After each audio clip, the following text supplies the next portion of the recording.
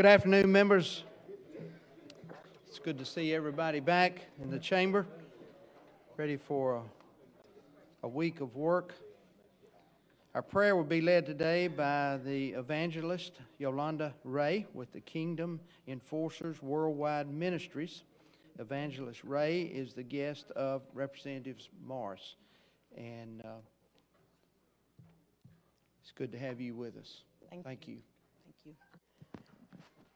All heads bowed and hearts bowed. God, we thank you today, God, that you're sovereign in all the earth, God. And God, we thank you that you're mindful of us on today, God, that you shared your love and your peace in every heart on today, God. And we ask that you just meet us here today, God. Meet, God, every need, God, that is before everyone in this room, God. We ask that you let your peace, God, rest richly in us, God, today, God. Every man and every woman, God, that's assembled here today, God, every decision that has to be made for our city and for our state, God, we ask that your wisdom come forth, God. We digress right now, God, so that your spirit can reign and rule, God. We thank you for the spirit of truth, oh God, for your word declares that it will cause men to walk in freedom. And we thank you today, God, that we avail ourselves over to that truth, God. Oh God, we take no thought for who we are, God, for we know that we're nothing without you, God. God, just flood our hearts the more with your love, God, and your peace, God. Let it rain richly, God, even in the areas, God, where we don't agree, God, where there's disagreement, God. Bring peace out of confusion like only you can do, oh God. Guide us and lead us, God, like you said that you would, God. You told us, God, not to lean to our own understanding, God, and we lean to you today, God. You are the author and the finisher of our faith, God, and we avail ourselves, God, to your reign and to your rule, God, in this place, God. In Jesus' name we do pray. Amen. Amen, and thank you, Ms. Ray, for allowing God to be a part of our session today. The Pledge of Allegiance will be led by James, Noah, and Charlie Gadsden. It's a proud day for our pro tem today to have his family here with us leading the pledge. And all three attend the Pike Road High School and, of course, are the grandsons of our pro tem, Dr. Gaston. Boys? Attention, salute, pledge. I pledge allegiance to the flag of the United States of America and to the republic for which it stands, one nation, under God, indivisible, with liberty and justice for all.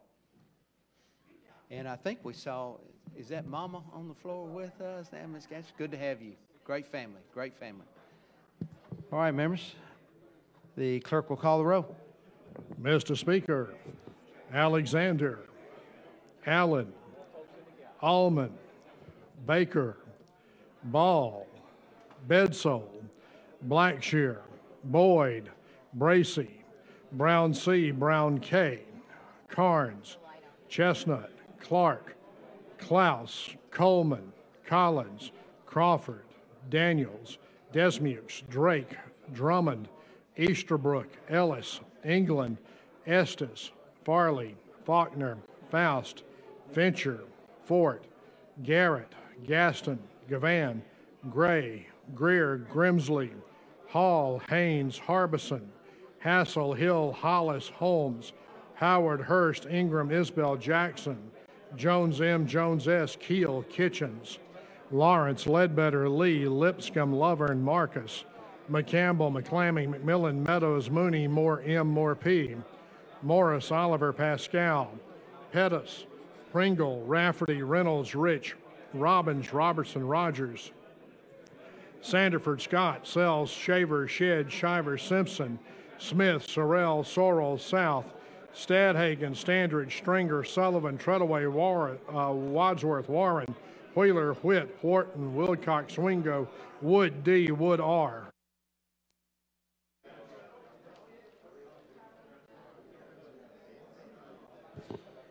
All right, there are 71 members having answered a roll. The quorum is present and the House is now ready to transact business. First order of business will be the report from the Committee on Rules. House of Representatives, your Standing Committee on Rules begs leave to report that it has carefully examined the Journal of the House for the 18th legislative day and finds the same to be correct. Representative Mike Jones, Chairman. And the gentleman from Covington, Chairman Jones, you're recognized. Thank you, Mr. Speaker. Mr. Speaker, I move that the reading of the journal for the 18th legislative day be dispensed with and that absent representatives be excused for this legislative day. All right, members, you've heard the motion made before you. All in favor of that motion signify by saying aye. Aye. Any opposed? And the motion is adopted. And now, Mr. Pro Tem, we're ready for announcements. Thank you, Mr. Speaker. I have been given two announcements for the benefit of the members. The Huntsville-Madison County Chamber is hosting a reception tonight honoring Alabama's government leaders at the Renaissance Hotel in the Montgomery Performing Arts Atrium from 6 to 7:30. That is tonight, Mr. Speaker. I know this is of importance to you, the Huntsville-Madison County Chamber reception from 6 to 6:30. Also, tomorrow, May the 9th, the Tourism Bash will be held at the RSA Activity Center from 5 until 8. Thank you, Mr. Speaker. And thank you, Mr. Pro Tem. You have heard the announcements made. If you have any questions about any of those, please contact the Pro Tem's office and or the Speaker's office. The Chair now recognizes the Representative Meadows. You have your light on. Would you like to speak?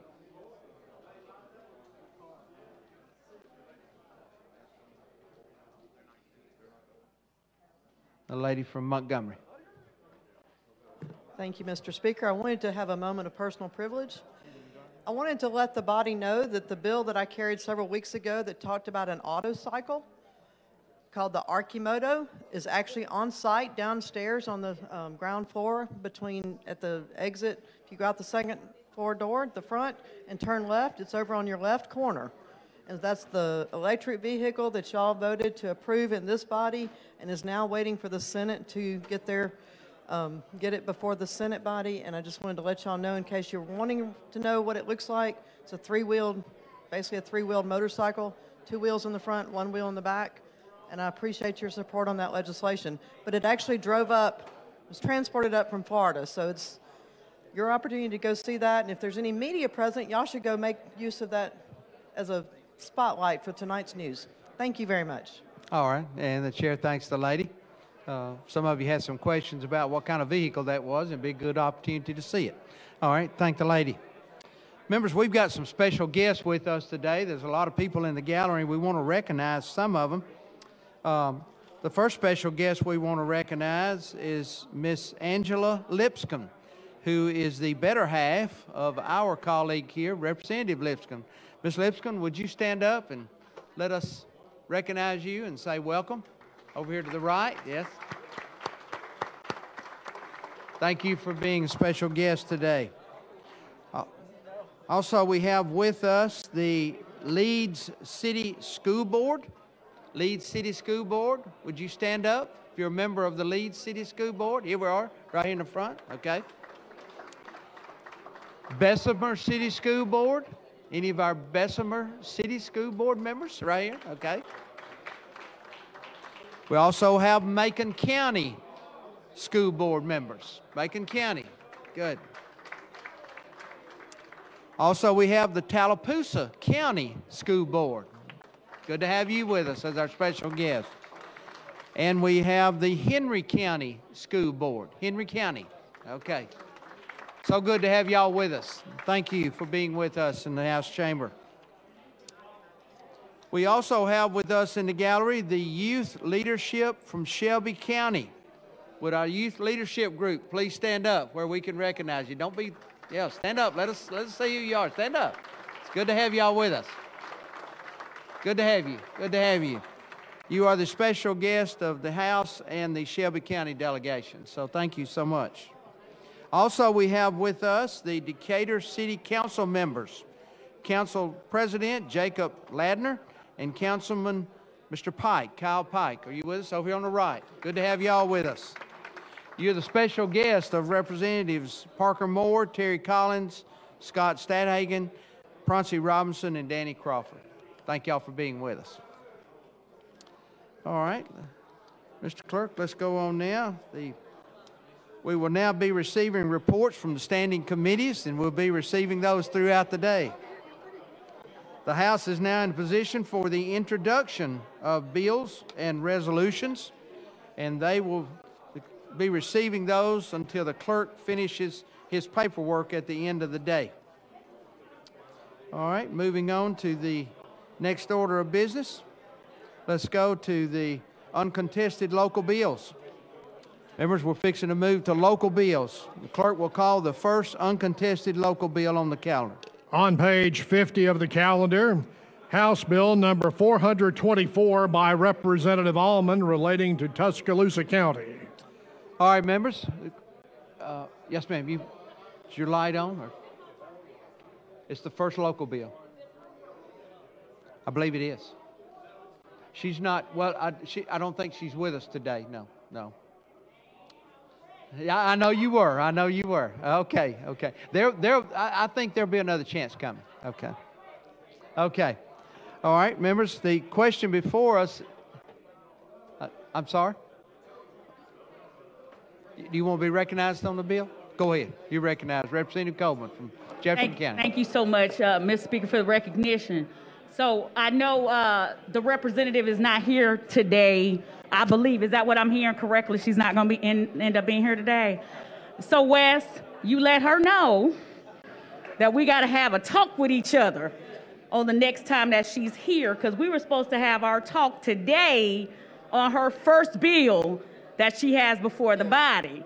So I know a lot of you all hang together after hours, so you all let her know. So we could have still had a little talk, because I'm from Tuscaloosa.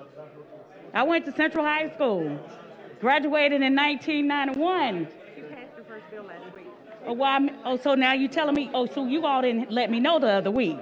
But the next one, we'll get a chance to have a little chat with her and see what she knows about how this process works here in the legislature. Thank you, Mr. Speaker, for the recognition. Yeah, be appropriate. We wouldn't expect any less. All right, members, the question before us now is going to be the adoption of the BIR on House Bill 424. If you are in favor of the BIR, your vote is aye. If you oppose, your vote is no. Clerk will unlock the machine. The members will vote. Voting on the BIR.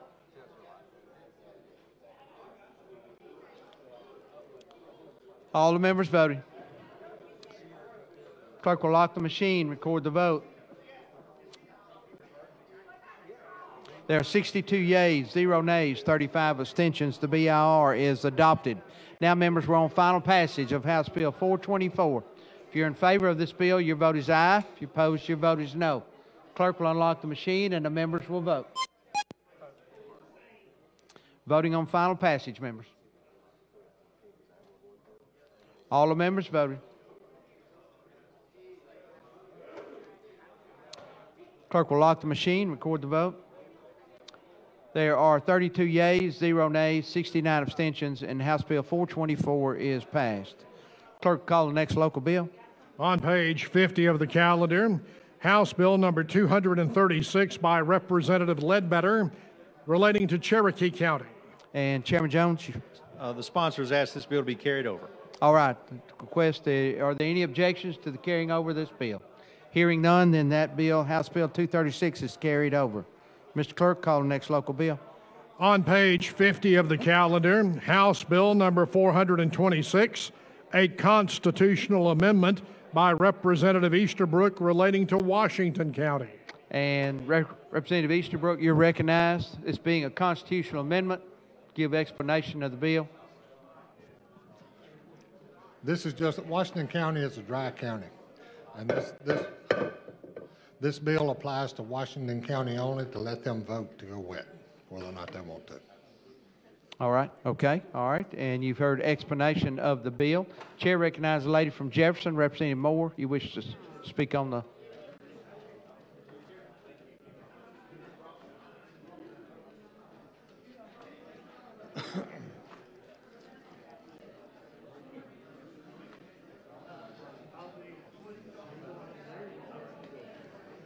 Thank you, Mr. Speaker. Jim, you yield. Yes, ma'am. So in other words, Washington County, one of those counties for years, that thought Jefferson County people were just sinful for all the alcohol we consume. Just a sinful county. So what you're saying, the people in Washington County, right now they ready to come into the 21st century and just allow the purchase of alcohol in what was a dry county. Now it's going to be flowing from end to end. I would say legally it was a dry county. It's probably Legally. the wettest dry county in the United States. Hey, they used to do like Macon County. We'd come to Montgomery County, but Macon County was dry, but it was wet. Yes. Hey, I'm appreciative of it. That, you know, people understand it's good revenue. It's extremely good revenue, and we're going to be prayerful that everything is successful. Well, it's more than the revenue. We have accidents because people have to drive 25 or 30 miles to get their alcohol. Yeah. And they sit and watch their Saturday ball game, drink a six-pack of beer, and run out, and they get in a car to go get another one. Right. And they it's 20 miles to go get it there and back. So that's right. it's They go both right sides. around the corner now. Mhm. Hey, that's a good thing. I hope you're successful, and it's the constitutional amendment, and we know that people have to vote on it. We still hope that everything comes out okay with it. Thank you. And the chair thanks the lady. All right. And members, I believe now we're ready to vote on the BIR on House Bill 426. If you're in favor of the BIR, your vote will be aye. If you're opposed, your vote is no. Clerk will unlock the machine and the members will vote. Voting on the BIR, members. It's a constitutional amendment bill.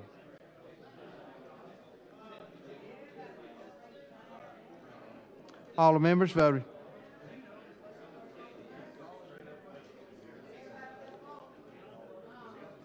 All the members voted. Clerk will lock the machine, record the vote. There are 62 yeas, 1 nay, 38 abstentions, and the BIR is adopted. All right, members, now we're on final passage of House Bill 426. This is a constitutional amendment requiring 63 votes. If you are in favor of this bill, your vote will be aye. If you opposed, your vote is no. Clerk will unlock the machine and the members will vote.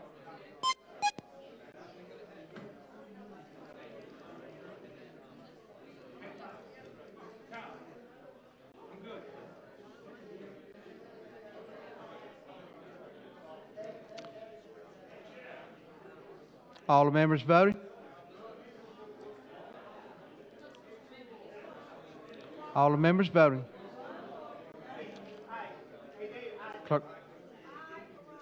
Clerk will lock the machine, record the vote. There are 64 yeas, 0 nays, 36 abstentions, and House Bill 426 is passed. Thank Now, you, Mr. members, we're Speaker. going to vote on the local application resolution. If you're in favor of this resolution, your vote will be aye. If you're opposed, your vote is no. Clerk will unlock the machine and the members will vote. Voting on the local application resolution.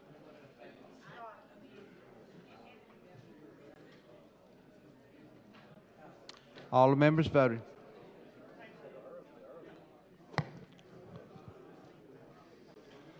All the members voted. Clerk will lock the machine, record the vote. There are 46 yeas, 0 nays, 52 abstentions, and the resolution is adopted. Thank you, Representative Mr. Easterbrook. And thank you. All right. Mr. Clerk, I'm showing that's the last local bill. All right. Before we go to the calendar, wanted to recognize another guest that we have in the gallery. We're recognizing Miss Donna Givens from Baldwin County. Miss Givens, I thought I saw you sitting up there. Good to have you as our guest today. From Loxley, Alabama. She is the special guest of Representatives Harry Shiver, Joe Faust, Matt Simpson, and Alan Baker. Thank you for being with us today. All right. The chair recognizes Representative Mooney and Representative Carnes for a moment of personal privilege. Thank you, Mr. Speaker. I have a time-sensitive resolution from Representative Carnes and myself in relation to celebrating the life of Mrs. Ann Griggs Roberts. We lost the dear wife of one of our colleagues in the Senate on Friday and celebrated her well on Monday, and are hopeful to push this through and get it on up to the Senate. Dan's not here today, but it would give us an opportunity to have it ready for him when he comes. Obviously, we'd like for us to have a moment of silence, but I'd as well, sir, like to have the resolution go through. It's time sensitive. All right, let's first of all, we need to ask for a suspension of the rules to allow the resolution to come on the floor. Are there any objections to that? Okay, hearing none, then now we will have you want to have the resolution read? If you want to, yes, sir, you're welcome to. A moment of silence. Moment of silence first, okay. Let's have a moment of silence for Ms. Roberts.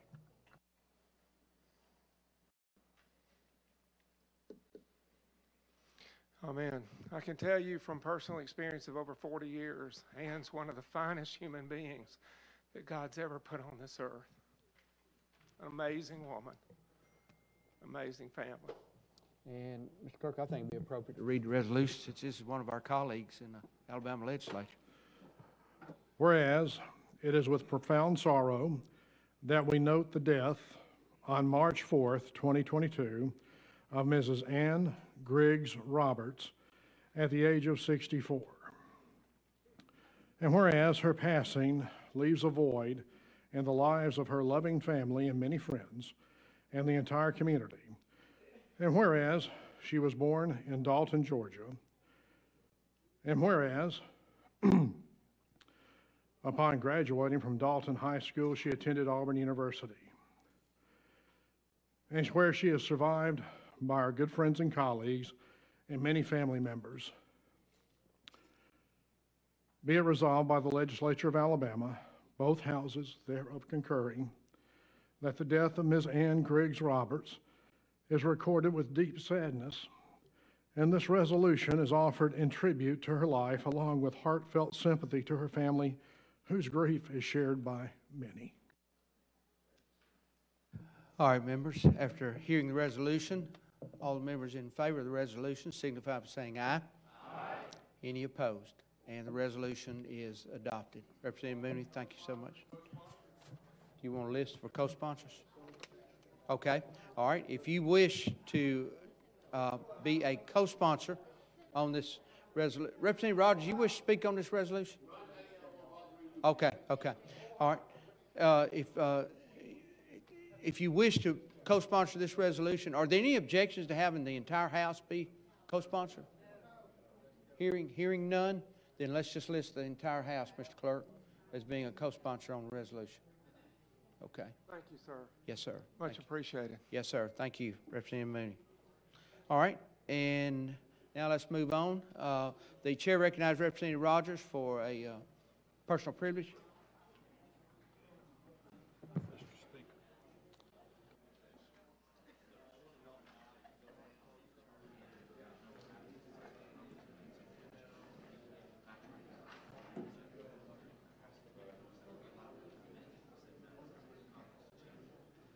Thank you, Mr. Speaker.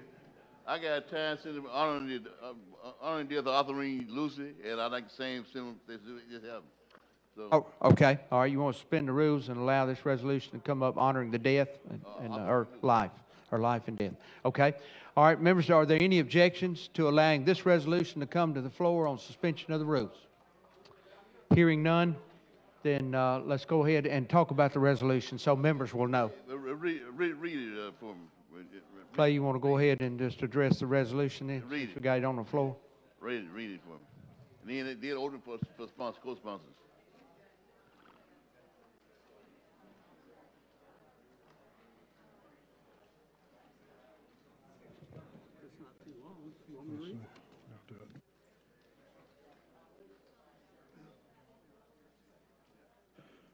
Whereas it is with profound sorrow that we note the death on March 2nd, 2022, of Dr. Arthurine Juanita Lucy Foster, the University of Alabama's first black student at the age of 92. And whereas her passing leaves a void in the lives of her loving family, many friends, and the entire community.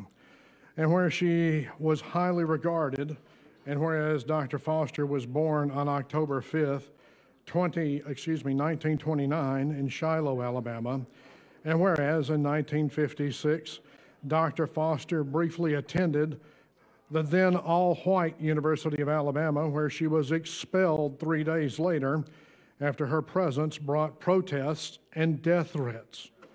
A graduate student studying education, she had faced hostile crowds hurling racially charged threats and debris. Later, at the University of Alabama, it celebrated Dr. Foster's legacy, her role in desegregating the institution, and her bravery at the time when much of the Deep South was still segregated.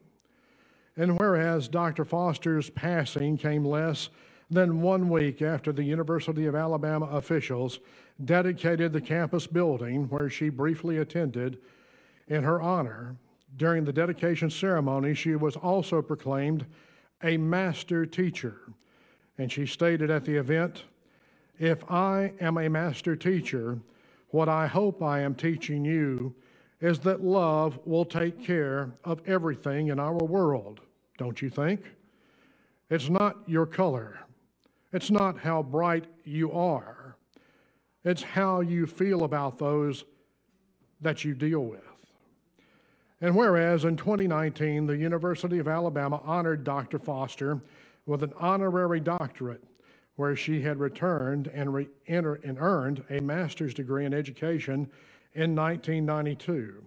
Recently, University President Stuart R. Bell said in a statement, "Dr. Foster will always be remembered as one who broke barriers, reminded us of the respect due to every individual, and lived a life of strength and steadfast service to her students and community." And whereas, although her presence will be greatly missed, the memory of Dr. Foster will be cherished in the hearts of all who knew and loved her. She is one of the most dedicated and remarkable leaders who has ever lived, and the incredible legacy that she created continues to inspire and uplift the lives of many. Now, therefore, be it resolved by the legislature of Alabama, both houses thereof concurring, that the death of Dr. Arthurine Juanita Lucy Foster, the University of Alabama's first black student, is recorded with deep sadness, and this resolution is offered in tribute to her life, along with heartfelt sympathy to her family, whose grief is shared by many. Thank you. And Mr. Speaker, at the whole House as co-sponsors, please, if you would like. All right. Let's go ahead and pass the resolution first. All the members in favor of the resolution signify by saying aye. Aye. Any opposed? And the resolution is adopted. Now, are there any objections to having the House co-sponsor as a resolution? Hearing none, then the House will go down as co-sponsors of the resolution. Thank you, Mr. Speaker. And the chair thanks the gentleman. All right. And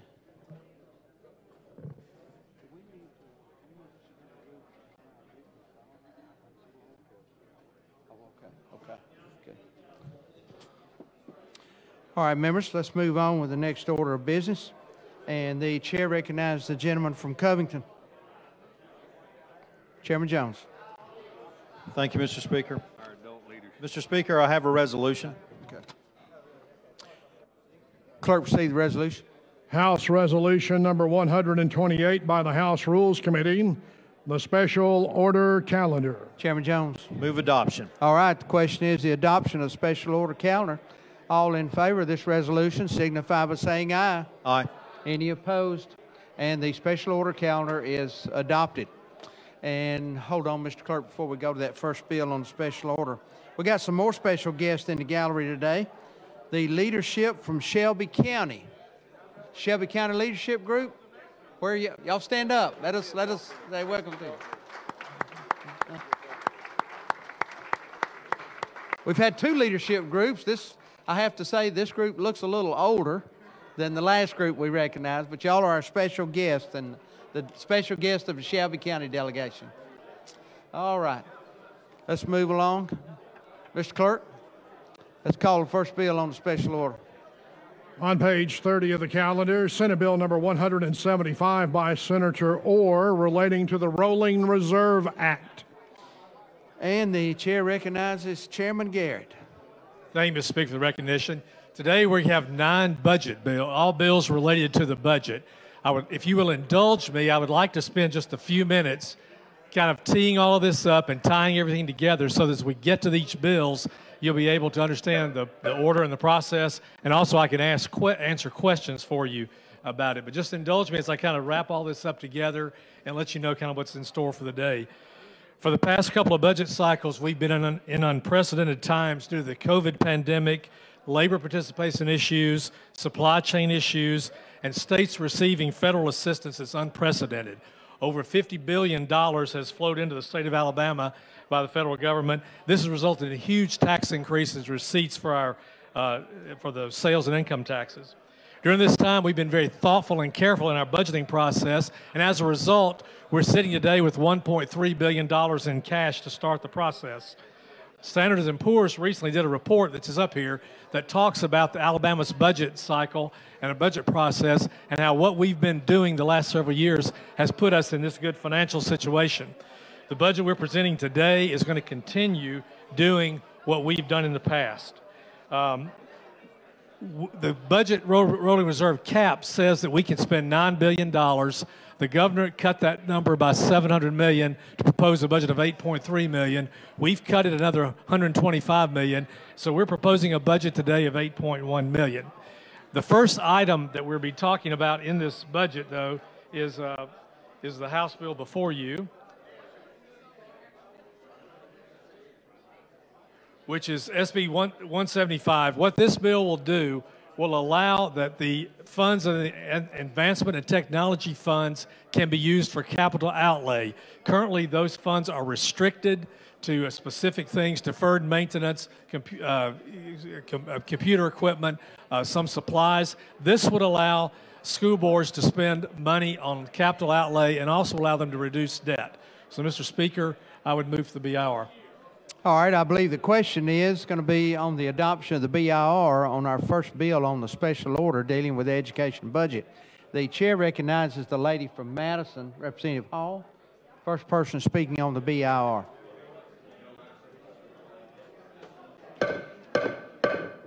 Members, I hope you're paying attention to the calendar that we've got today, because I know many of you will have many questions on this budget. This is one of the largest education budgets the state has ever passed.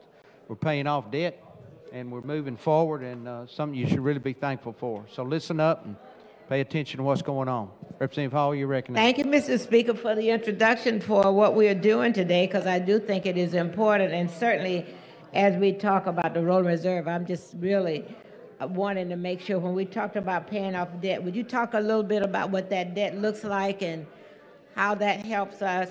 I understand from what you said, and I have a couple of comments when we get to the regular budget, but just the debt, when you talk about the debt, what was the debt, what does that look like? This particular, in the overall budget, or just this debt, related to this bill? Education, under the Rolling Reserve Act, aren't we paying debts as it relates to? No, what we're doing right now, the Rolling Reserve would allow advancement technology funds to be used for classroom instructional support, for school security measures, for transportation, for acquisition or purchase of education technology and equipment, or both. This is adding capital outlay, meaning the schools can provide some capital, and capital outlay also includes paying off some debt. So if they owe debt on something, they can pay that off. So when you talk about when it allows a pay off debt, are you saying from the state to be allowed, or from the universities and the schools? From the local institution. If a school has incurred debt on a small project, this would allow them to liquidate that debt. And as you talk about the advanced technology part of the bill as it relates to capital outlay, is there a designated amount for each school or the college or university? So in a few minutes, we will appropriate $282 million of advancement technology funds to the higher institutions and also to the local, to the school, K through 12. And that split will be according to the normal formula. And then each within that category, the K-12 schools will receive their portion of the advancement technology funds based upon the formula, which includes primarily their enrollment. There's a list of that. When we get to that budget or that bill, you will see back there listed by each institution receiving money how much they will receive. Well, I think I'll wait with the rest of my comments and questions until we get to the regular part of the budget. Thank you. And the chair thanks the lady. The chair recognizes the lady from Jefferson, Representative Moore, second person speaking on the BIR. Thank you.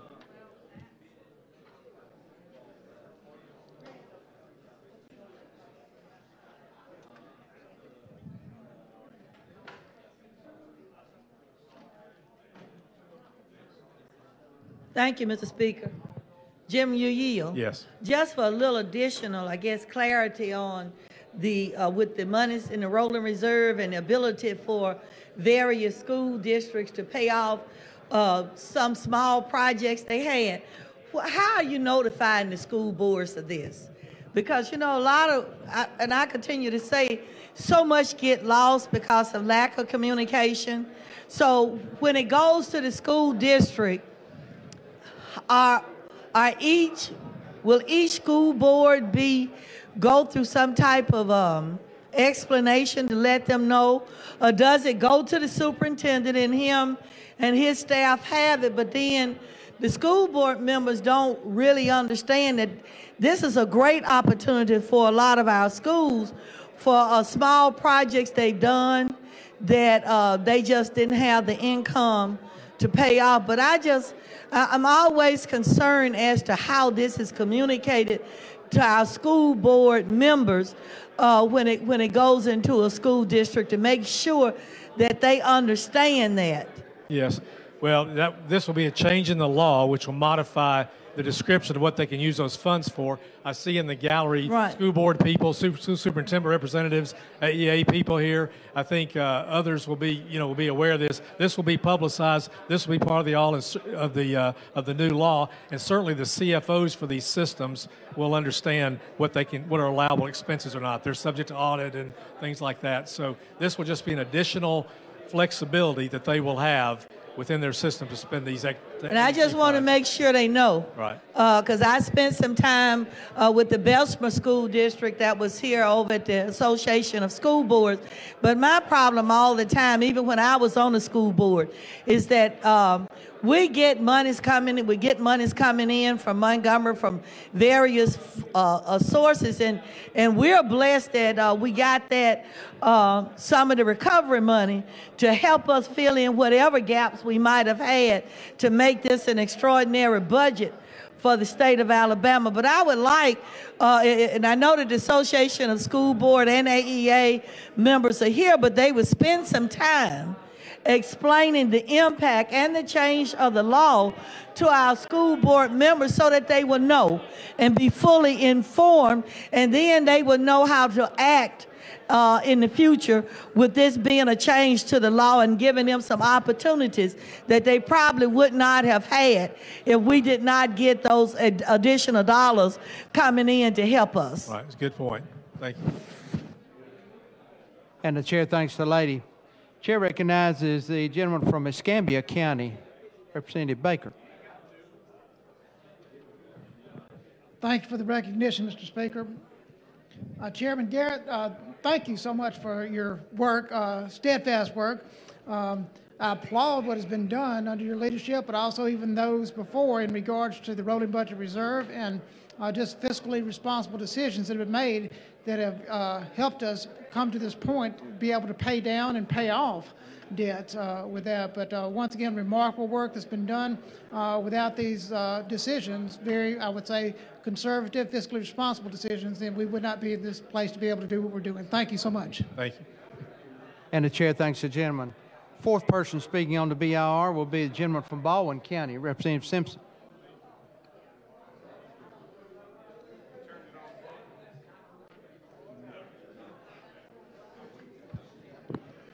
Thank you for the recognition, Mr. Speaker.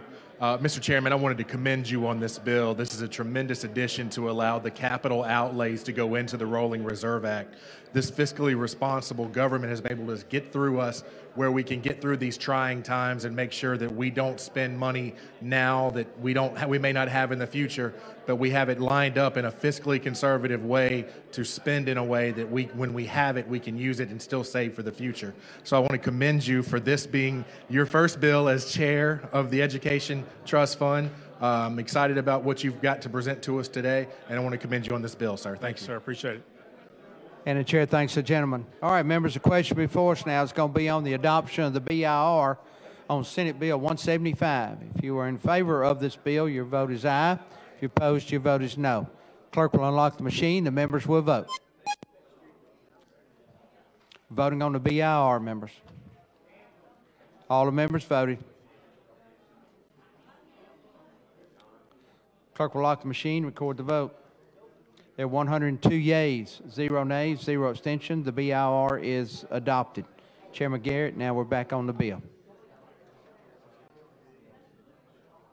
Thank you, Mr. I move final adoption. All right, we're on final passage. Senate Bill 175. The chair recognizes the gentleman from Jefferson, Representative Rogers.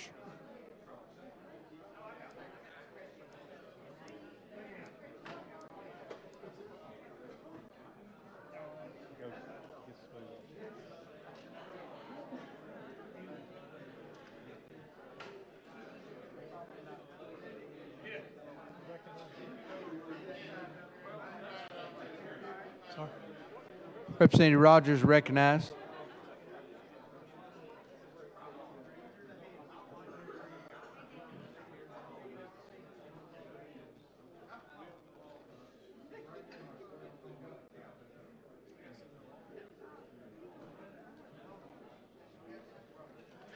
I know it's all a different bill, but I want to.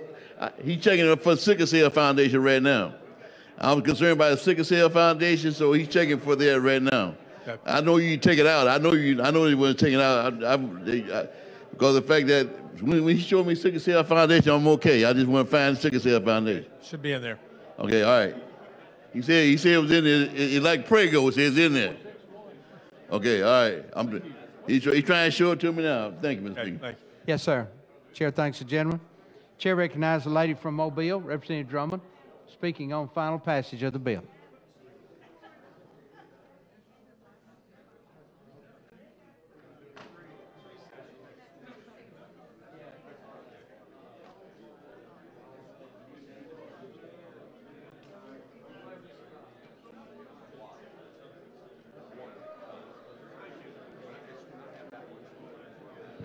Thank you, Mr. Speaker. Will the gentleman yield? Yes.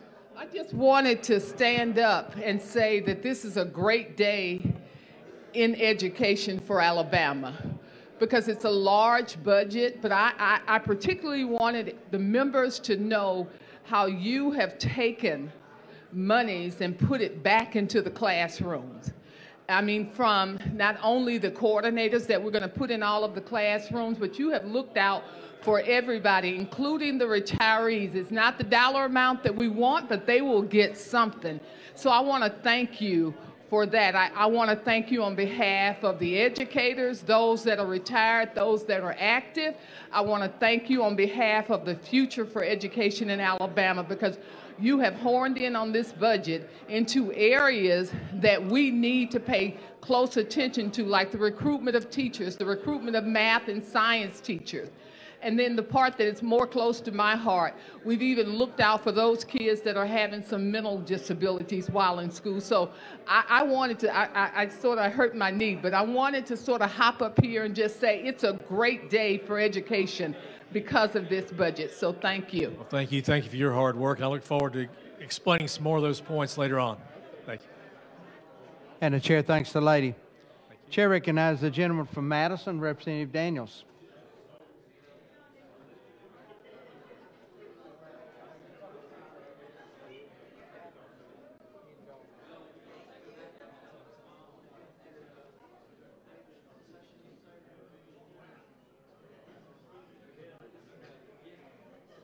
Gentleman yield? Yes, sir. I too want to come and commend you, Mr. Chairman, for the hard work that you and your committee put into and the inclusiveness of your committee members and your committee members to the members at large about the process. And you guys worked extremely hard.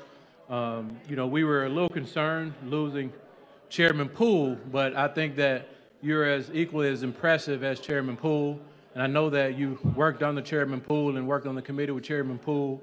And I feel really good about the budget, the budgeting process, and the outreach that you did. And also, and looking at some of the items here where we're paying our debt off. I think I like that more than anything. Being able to be in a position financially to pay our debt off and paying off some of our debt, but also opening up other funding opportunities for, I see the capital outlay here for this particular bill, but I think that for the rolling reserve, but I think all in all, this is a great budget. This is the strongest budget that I've ever encountered during my tenure in the Alabama legislature. And I think the people of Alabama, the educators and all that are involved, the organizations that have funding within this particular budget. I know we hadn't got exactly to the budget yet, but I just want to really commend you for the yeoman's job that you've done and your committee has done to ensure that it's been a very transparent process and that there are organizations, everybody should be happy with the progress that we're making, but understand that there are other sources of funding that have come in some of these areas that some may or may not be concerned with to make up for some of that. But seeing the increase in all these different areas, especially our college, our college system, four-year and community college system, our K-12, I think that in also pre-K and other areas, I think we should be proud of where we're headed. But these are investments for the future, and we're very strategic about those investments and where they are going. And the areas that they are going, for the most part, are areas that have been proven and the outcomes are there. And so I'm very pleased with that. And I know several years ago, we talked about accountability.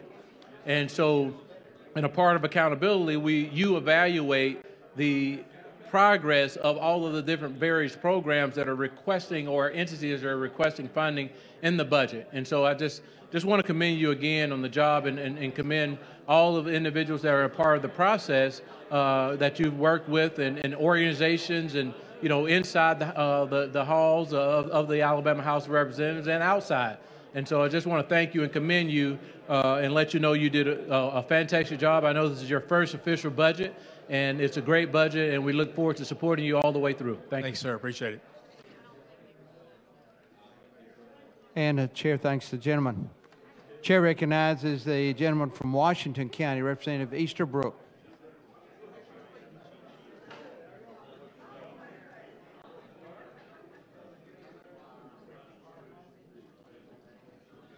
Thank you, Mr. Speaker. Will the gentleman yield? Yes, sir. I want to congratulate you on your new position, and I know it'll be a job well done. And the Rolling Reserve Act has been very good for the state of Alabama, but I do have some concerns. We are passing a record budget, which I'm glad we have the revenues to have. It's a good thing. But what are we going to get for it? We've passed a record budget every year since I've been here, and we're still scoring at the bottom. I think it's our job as a legislature to be sure that we spend our money wisely. And if we're spending this kind of money, we should have some promises of where we're going. We're already funding at number 37 in the country somewhere, and we're scoring and last in the country. So we're already not getting what we paid for. I think there needs to be a process in this going forward, a controlling process, and it starts with across the street at the very head of education. If we fund this much money, this is where we expect you to be. We need the governor's office involved, we need the legislature involved, the AEA and all of them, to sit down and work this out, that we get what we pay for.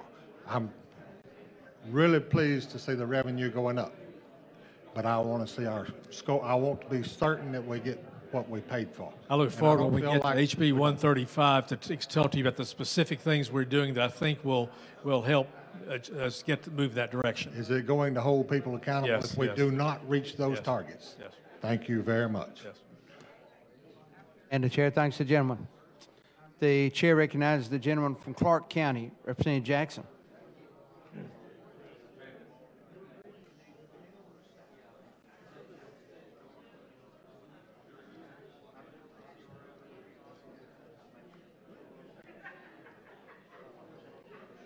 Thank you, Mr. Chairman. Thank you for the recognition, and I want to commend Chairman Garrett for proceeding in that direction of giving revenues to education, especially to those community service grants.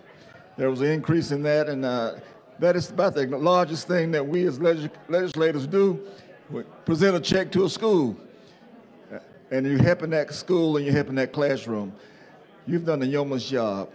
You picked on a great responsibility, but you were the man for the job. So we appreciate what you've done, and we continue to support. I'm just kind of short on that. $500 bonus that we're giving for our retirees, but I guess that's far as the dollars could run, but we appreciate even that amount. Thank you. We're going to support everything that you've done, and we appreciate your work. Thanks, sir. Appreciate it. And the chair thanks the gentleman. The chair recognizes the lady from Jefferson, Representative Moore.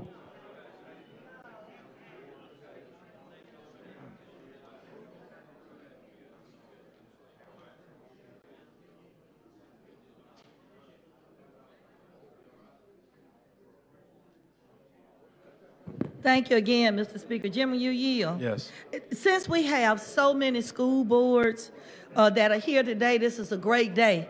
Because my concern is that for the monies that we're allocating, it's going to take an application for the school boards that are here to get those dollars. And you need to know that you got to apply for them. And if your chief financial officer or your accountant don't understand the process, that's why I'm so adamant that you know, because when you read reports that funds were never expended because the school system didn't know they had to apply for it, and they thought that it was going to come to them automatically. And I understand the application is very simple. It's just one sheet that they have to do. And then I would encourage the Association of School Board to kind of go over it over and again to make sure that all of our districts take advantage of it. And if they need help in filling out the application for these dollars, ask for it. Because so many of our sisters miss out. And then they sit there and we wonder why they're not doing better and better. It's because they didn't know they had to make that application for these dollars that we're allocating now. And in this time, with our children having had some setbacks with COVID and not being in a traditional learning environment, we have the opportunity to put programs in place that we can bring them up to the level where they need to be and probably beyond. But I do want to encourage the Association of School Boards. Please, please, please work with all of your school boards. Make sure they can fill out that one-page application and get those dollars. Thank you so much, Mr. Speaker. Thank you. And the chair thanks the lady. The chair recognizes the lady from Madison, Representative Hall, speaking on the bill.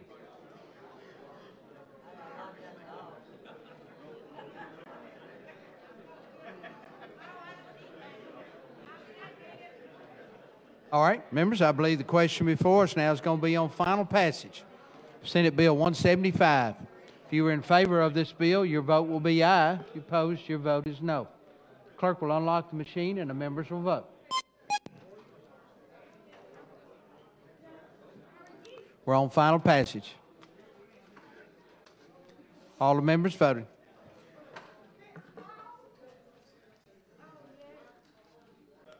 Clerk will lock the machine, record the vote. There are 102 yeas, 0 nays, 0 abstentions, and Senate Bill 175 is passed. Mr. Clerk, call the next bill on special order. On page 31 of the calendar, House Bill number 267 with substitute by Representative Garrett relating to supplemental appropriations. And Chairman Garrett. Thank you. Last year we had about $600 million of money that we had that was available to spend, and we spent about half of that last year in a supplemental appropriation.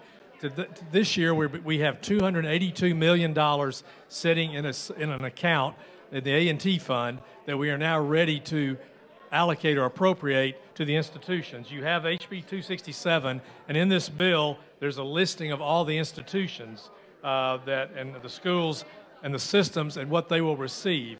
So this is basically an appropriation of the $282 million that is currently sitting in the Advancement Technology Funds, and we want to appropriate this. And Mr. Speaker, I move to the BIR.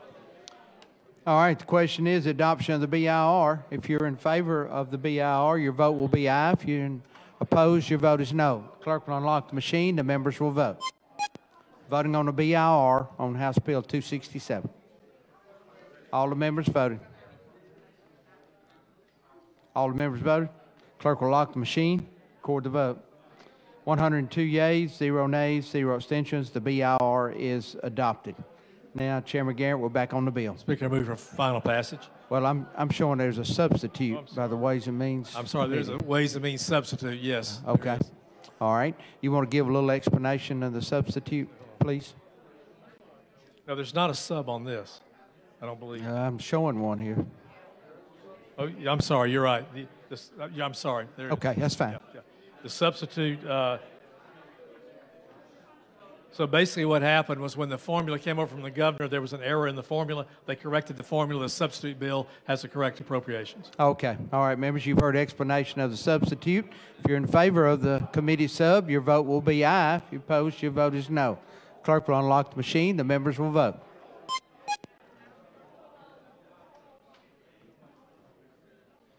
All the members voted. All the members voted.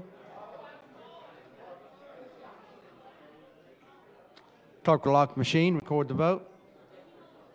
102 yeas, 0 nays, 0 abstentions. The substitute is adopted. Now we're back on the bill, Chairman. Final passage. All right, we're on final passage. If you're in favor of House Bill 267 as substitute, your vote will be aye. If you're opposed, your vote is no. Clerk will unlock the machine and the members will vote.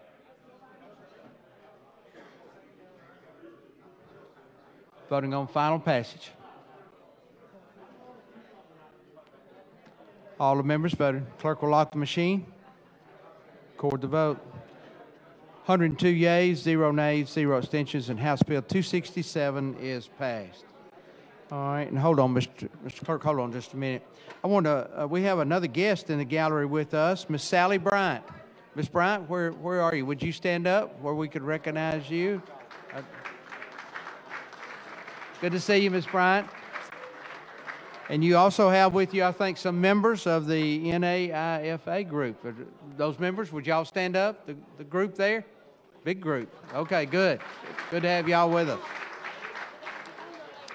You are the guest of Representatives Kerry Rich and other insurance committee members today. So thank you for being with us.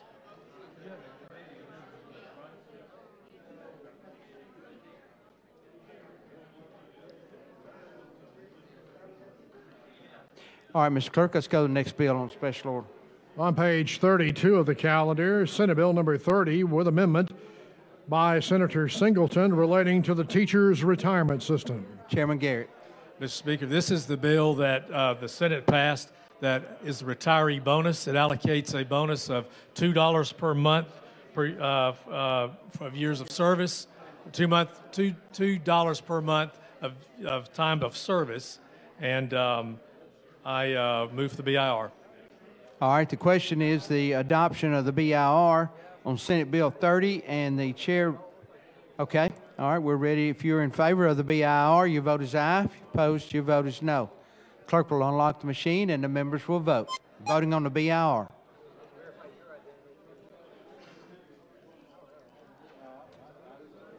All the members voted. Clerk will lock the machine, record the vote.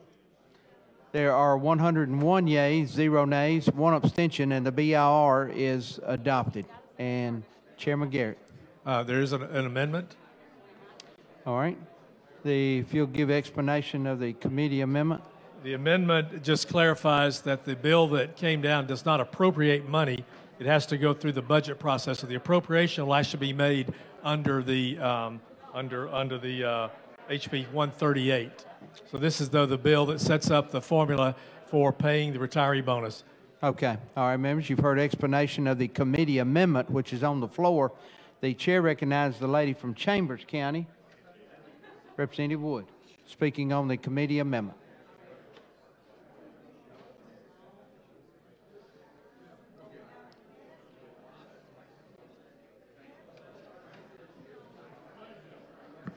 I think the most, excuse me, will you yield, yes, sir? Thank you for your wonderful job that you've done on this, but I think what's most important to our retirees is the funding mechanism. You know, a lot of our retirees are really struggling now with prices and inflation, and they are very, very excited about this. And that group was organized, they've written us, they've called us, and they've asked us to remember them. And I want to thank you for your leadership in doing this for those retirees. Thank you. And the chair thanks the lady. Chair recognizes the lady from Macon, Representative Warren, speaking on the committee amendment.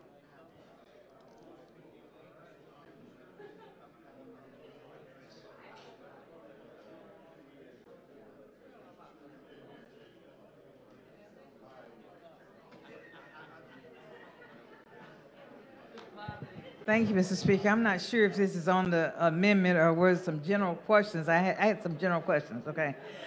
First of all, I want to just thank you, Mr. Garrett, for your first attempt on this budget. I think I know you've put many, many hours. You've shown the concern from all of us. And I just want to say thank you. You know, we miss Poole, but I mean, it's getting a little bit better with Poole doing the finances and you doing it's getting to be real good, you know. You said it correctly. I'm still attempting, okay? I haven't done it yet. No, you're doing good. I just want to make sure I understand this because I didn't hear it. I was doing something else. This is a one-time lump sum for all TRS retirees. Right. And how much is it again? It's $2 per month of service. So it's $2 times 12 is $24 a year times the number of years you were in service. So if you serve for 10 years, it's $240. If you serve for 30 years, it's $720. There's no floor and no cap. It's just based on that calculation, $2 per month of service. $2 per month of service. $2 per month service. Okay, thank you much. Thank you. And the chair thanks the lady. Chair recognizes the lady from Jefferson, Representative Coleman.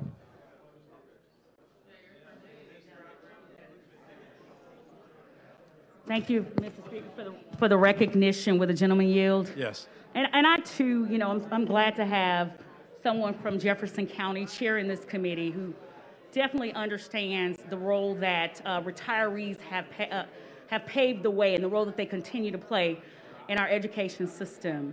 But I support it and will support the amendment because originally I thought it was just going to be a $500. But I thought when we first started having this conversation, we were talking about retirees getting $2,000. And I know that's a lot of the discussion that has been had. And I know you've done a yeoman's job of trying to piece this budget together. But I would be remiss if I just didn't mention that our retirees deserve so much more. When you think about most of us, we were educated in the public education system. The very members now that are going to vote on this piece of legislation. So those retirees are the folks who taught us. And if you think about old school education, when you could still do a lot of hugging and loving on and all of those things, those teachers were the one that actually spend more time with us oftentimes than our parents did. And they just deserve more than what we're doing right now. Although, of course, I will support the amendment, but I truly wish we would have been able to get them at the $2,000 point, which is what we originally talked about. So I'm going to ask the question now after that full, build up. How did we end up getting here instead of doing the original $2,000 that we talked about as we started this original debate? The $2,000 amount was request. It never was something that was initiated by the governor or the legislature. That was a request from the retiree community. The governor's budget had a formula of $1.25 per month. And so when the governor sent the budget over, it was about a $37 million pot of money under that formula. Going to the $2 takes the pot of money we're paying to retirees to $57.4 million. Okay. So it's what was the first amount? Was $37 million. Okay. That was for $1.25. Was that the $1.25? This is $2. So if this is an average of this is probably an average of about $500. I mean, approximately. So 4 times that would be what it would cost to do a $2,000, and this is about a $57 million deal. So it's pretty expensive. We have a lot of retirees there. We're happy to do this. I mean, I think it's something that they will appreciate, particularly in the inflationary times we're in right now. Sure. But that's every dollar counts right now. We moved it. So the Senate moved it from the $1.25, $37 million pot to a $57 million pot.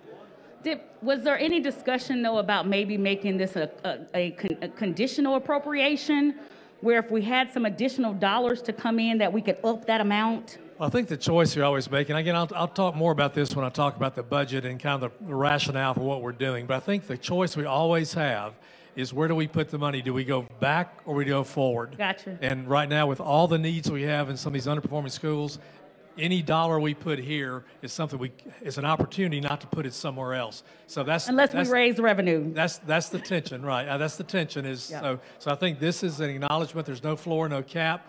I think it's a budget that will, an amount they will appreciate. Yeah. I agree. Teachers have influenced all of us, and I understand that. Yeah. But that's how we got to this point. Yeah. Well, thank you again. As I take my seat again, the gentleman, how long have you been the chair now?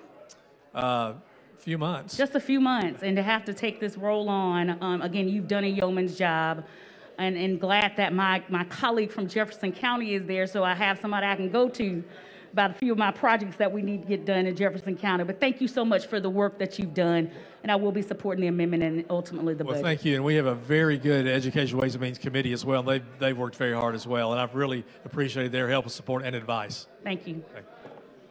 And the chair thanks the lady. Chair recognizes the gentleman from Elmore County, Representative Holmes.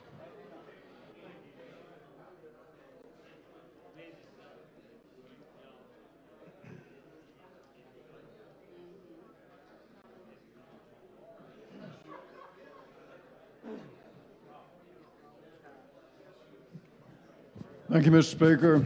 Mr. Chairman, I too want to say I don't envy your position. You've come in here in a relatively short period of time and grabbed a tiger by the tail. I appreciate your attitude and the way you're approaching this. I've got some real questions about just generalities of people understanding the basics of the retirement system that we're talking about. Would you define for us what a defined benefit plan is? Yeah, so defined benefit plan means that when you retire, you know what the benefit you're going to retire on the day you retire, what that will be for your life. So you have that defined benefit. You know that every month you will get X number of dollars. And that is an enacted contract between the employee and the state retirement system. So not opposite is not the right word, but another alternative to that would be a defined contribution plan. I and many others in the 7 or 8 years that I've been here have talked about and tried to get rolling a defined a contribution plan that is proven by the statisticians, the people that are in your kind of business, the accounting world, that the retirees would be much better off with because they get advantage of market gains and inflation in this country. The way a defined benefit plan is, when you accept that contract as an employee, you realize that that's what you're going to get for the rest of your life, no matter what. You're never going to get a raise. Well, ever since I've been here, we've had a raise. We're not calling them raises. We're calling them bonuses, just to get around that negative impact of it. But it's a bonus that really is not priced into our budgeting and fundraising anywhere. And it sounds small, and you say it's $2 per year. It's $57 million. Yeah, and 54 million. I was going to translate it from the other end, but I like your way of doing it better. That it's a pile of money, and it costs the government a lot of money because we don't enforce the contract that these people have. So I don't know. That always just bothers me. Why don't we get the courage up to go ahead and convert this to a defined contribution plan? Everybody would be happier in the long run. Nobody would be happy in the beginning because Alabama has drawn a lot of talent here with this plan because not many states offer defined benefits anymore. It's almost a thing of the past. So I just wanted to get that off my chest that it's almost a charity service we're doing to these employees because they've agreed to something much smaller. Well, we had a joint task force on pension reform several years ago that I served on. I remember that. And this is a very complicated issue because you look at the retirement system and when you look at the underfundedness of the retirement system right now, and a lot of the things you want to do, like you suggest, would actually make that underfunding worse. Now, we have phased in an option right now at RSA where there is a defined contribution option for some employees, and some are taking advantage of that. We did modify the retirement system from Tier 1 to Tier 2 employees, which made it, more palatable from a financial standpoint. But what you have here, and a lot of the things you do is really one thing you do will may help in one side, but it may create another issue on the funding side, underfunding side, which the state is obligated by contract or by law to fund that. So I think it's something we have to progress through. You're right, defined benefit plans in general are kind of a thing of the past. And I think just the new teachers coming in may have a different view of all of this, but it's not something you can go overnight, but it's something we should be ongoing working on. And I understand that, and I agree with you. It would be complicated, and it would be painful for some a little while, but for the long haul, it would be better for everybody, and especially for our retirement system. It would be a healthier fund. I appreciate it. Thank you for bringing this. And the chair thanks the gentleman. The chair recognizes the lady from Montgomery, Representative Meadows. We're on now the committee amendment.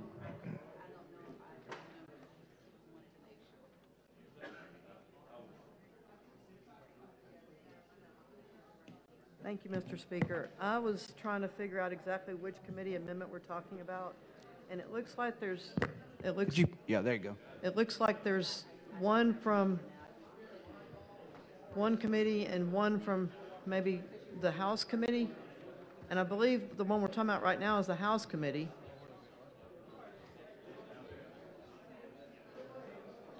But there's another one that seems to say the system shall receive a longevity bonus for each year of service of the deceased member or deceased retiree.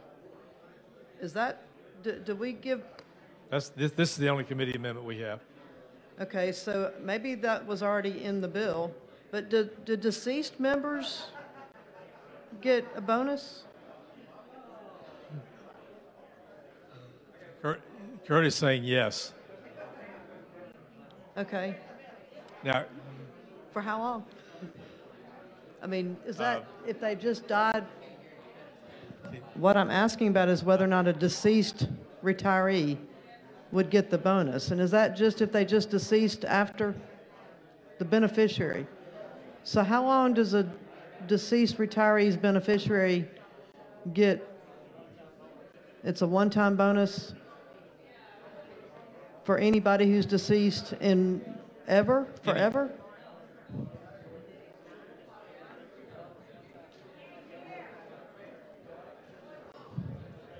if you come tell me, Kurt. Yeah, maybe you should come talk to the whole body.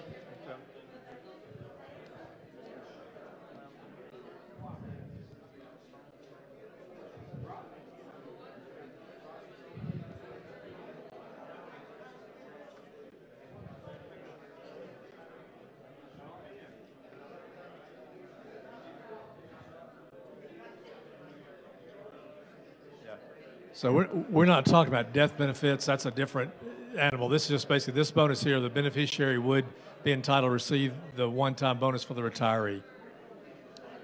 The retiree's beneficiary. Right. And does that continue from now till Jesus returns? Is that? I know, understand that, but. Just asking if we give a bonus next year. So if we give a bonus every year, then as long as the beneficiary is living, the beneficiary gets the bonus? And is there somebody after that beneficiary that would then benefit if how they retire? Thank you very much. But again, the committee amendment here, all this did was clarify that this bill does not fund this plan. That comes under another appropriation bill. So your issue there was not brought up in our committee. That was just part of the bill that was passed. I think it's already been made a part of the bill. Yeah. Because it was an amendment in Senate. Thank you. And the chair thanks the lady. The chair recognizes the lady from Madison, Representative Hall.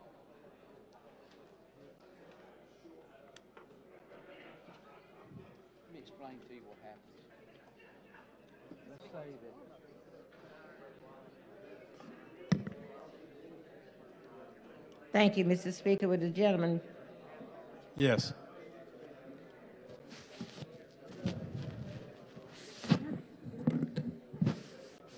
Earlier, there was a comment made about the defined contribution plan versus, what was the other plan? Defined benefit plan. The defined benefit plan.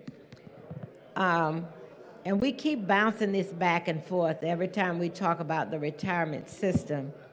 Help me to understand why it is a challenge for us, or why we face difficulties in doing that. Doing?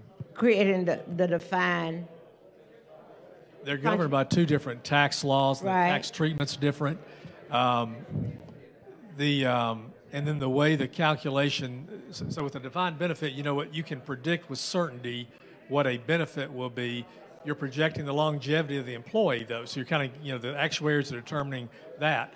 But with a defined contribution plan, you do not get a defined benefit. You're able to put money into an account before you pay tax on that money. So there's a tax preference for doing a contribution. But whether that fund makes money or not, you don't know.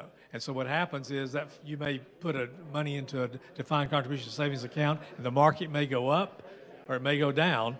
Your benefit, what you draw when you start drawing that account, it depends on what's in that account at that time. So in these last few days, when the stock market's been really, really down, then someone would look at that and say, well, I have less money to draw from. When the stock market goes up, they might have more money to draw from. A defined benefit person doesn't worry about that. They just know that I'm getting a defined benefit that it's not going to change. And that benefit is based on what they put into that. Well, the defined benefit is based upon the employee contribution and also the contribution the state has put in, Right. put into the retirement system, and then there's a calculation actuaries do to determine how much funding we need to put in to support that based on the mortality of the expected mortality of the participants in that fund. So a defined benefit, you just know that when I retire at a certain point, I get a check. You don't worry about whether the money's there or not. Right, okay. Defined contribution, you don't know what you're going to get because it depends on how you may get a lot more or a lot less than defined benefit depending on what's in the account every day, every week. So, we keep talking about, so I'm looking for a way, I'm looking for a way that we would not find ourselves in a position that we continue to be in here where we only given a couple of dollars or two, each month, that plan would be in place. Well, we did set up last year an account for retirees, and what the law says is that if we can contribute money to that account, and when that account gets a balance of $100 million, then the retirees would be able to then draw from that account. So $100 million could Stop earn. right there. Okay. So you would be able to draw from that account to give a cost of living or whatever raise to give the such as bonus. we're doing. Yeah, and there were some people, as we discussed this, there were some people, including me, who's like it made sense to me that maybe we put money in that account, Right. let that be something they can manage, because right now there's no source Right. to fund that account. But the decision was made to go ahead and pay the one-time bonus, which is what we're doing. Right. But the way I think eventually you could do it is you could put money into that account, and then that account could earn whatever it earns, and that would be available for the retiree community to decide when they want to draw from it. Have we made a contribution to that account yet? No, there's What- all we did was set up the account. Okay. And there's no funding stream for that account. What's the likely source of funding? Has that been identified? Well, last year there was a bill that was floating around the legislature that some people thought right. might be a source. That's not a bad idea. Those retirees that are listening, maybe they need to get busy.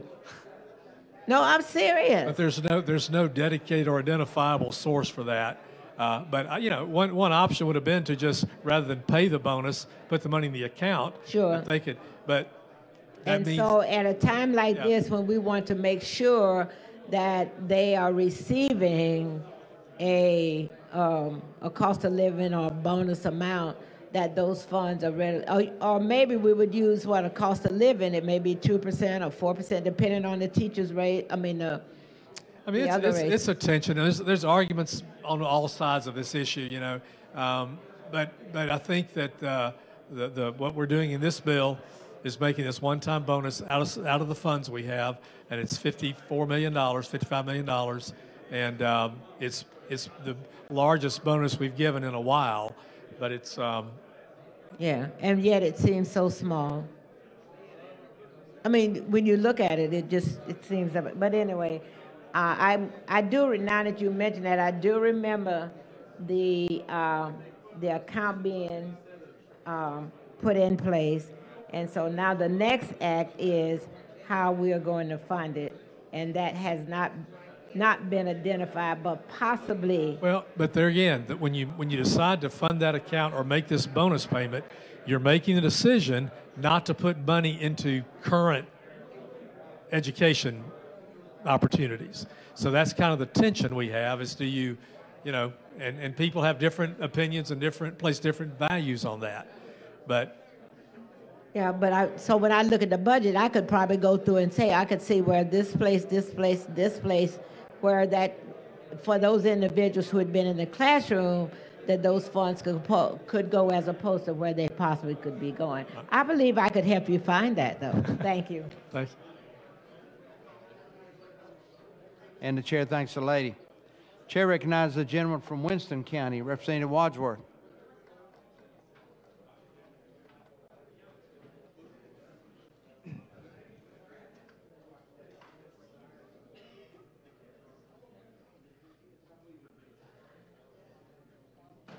Thank you, Mr. Speaker. Gentleman yield. Yes, sir. I just want to clarify what this does. If you have retired at 25 years, you would be receiving a $600 bonus. Is that right? It's $24 times 25 years, yeah. Okay. And if you retired at 30, you'd be receiving a bonus of $720. That's right.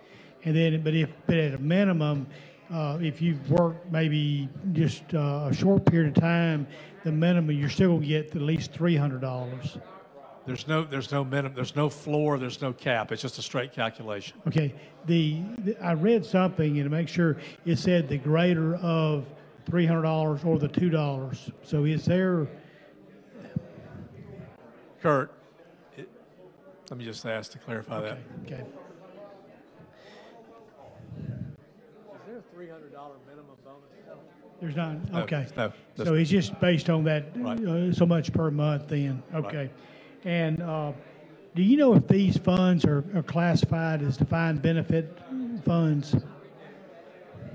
Yes, Kurt says yes. Okay. Therefore, they're actually going to be tax-free to the state of Alabama. Is that correct? Yes. Okay. Thank you. You've done a really good job on this, and it's a hard work putting this together and mixing and matches and trying to get it all together. And I really thank you for what you're doing. And I appreciate our retired folks too. And I think this will help them down the road, and particularly being a defined benefit and being non-taxable too. That will help. Thank you. Thank you. And the chair thanks the gentleman.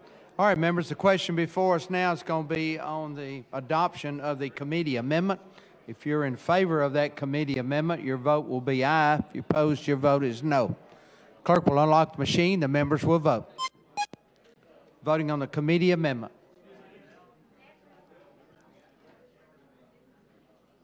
All the members voted?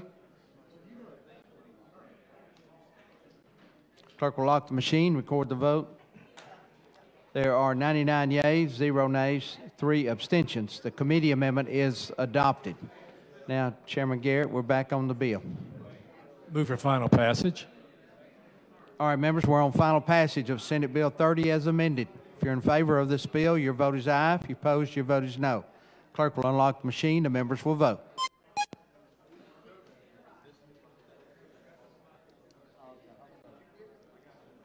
All the members voted.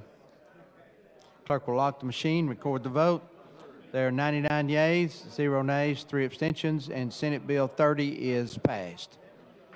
And we have some guests. Let me recognize these guests before we go to the next bill. I want to recognize Miss Alma Wyatt Jones from Tuscaloosa County.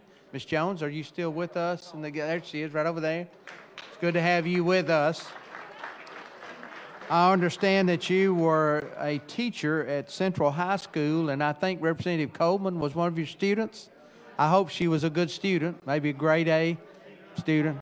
Good, good. You are the special guest of Representatives Chris England, Representative Marika Coleman, and the Tuscaloosa delegation. Thank you so much for being with us. And we also have in the gallery some special guests from Decatur, Morgan County, the Chamber's Leadership Group. Morgan County Decatur Leadership Group, where are y'all? Stand up, stand up. Let us say hello to you. Okay, good to have you with us. Thank y'all for being with us in the House Chamber.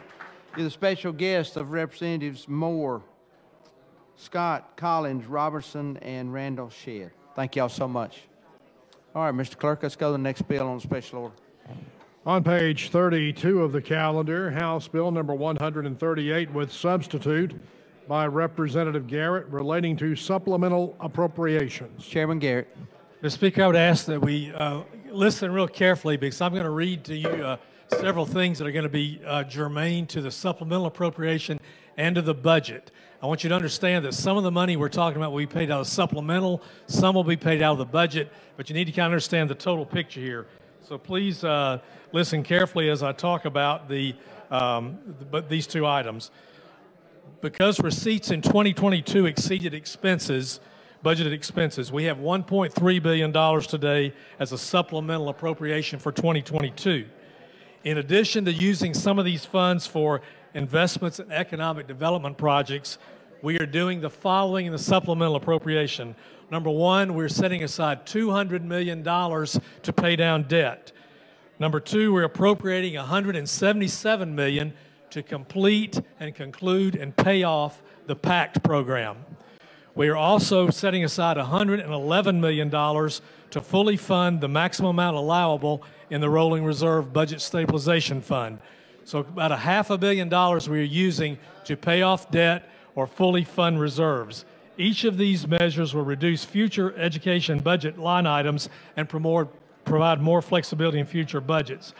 The remaining $652 million out of the $1.3 billion, we are going to transfer to the Advancement and Technology Fund, which in the first session of the next quadrennium, the legislature will appropriate for various priorities, including school systems, community colleges, higher ed colleges, and universities. So we are about to talk about this $1.3 billion supplemental appropriation, $652 going into the Advancement and Technology Fund, which we will appropriate next year to institutions, and about $500 million going in to pay down debt, pay off the PACT program, and fully fund the budget reserve. I think I'll stop there and wait on the budget. So that's. All right, Mr. Chairman. I believe we're ready now for the BIR. If you're in favor of the BIR, your vote will be aye. If you oppose, your vote is no. Clerk will unlock the machine. The members will vote.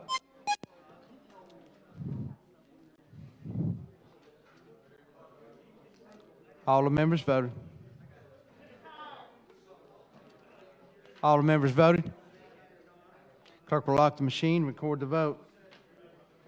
There are 101 yeas, 0 nays, 1 abstention. The BIR is adopted.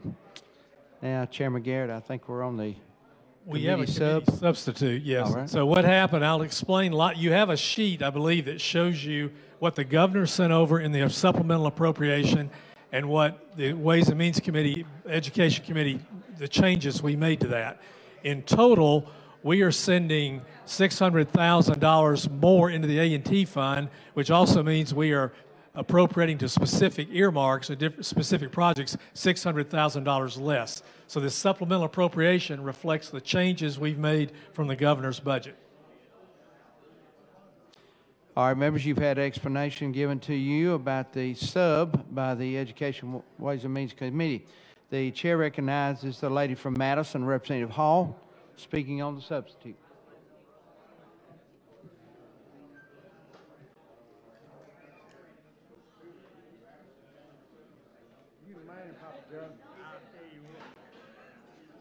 Hey, how are you doing? I actually got to give you a bill. Thank you, Mr. Speaker.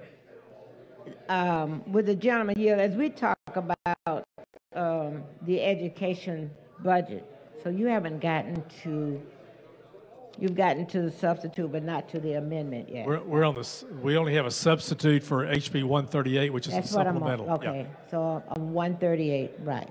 Okay, making sure I have my notes right and my questions. But I think the main part about the 138 and the substitute and the budget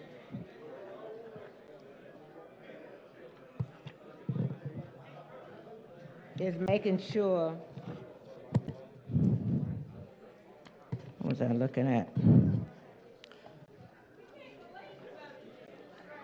Would you like for me to enumerate the changes we made? Would that be helpful? Oh, yeah, we can do that. We can Okay. do that. I was about to go to my question. Yeah, that's fine. Okay. You want to do that? Okay.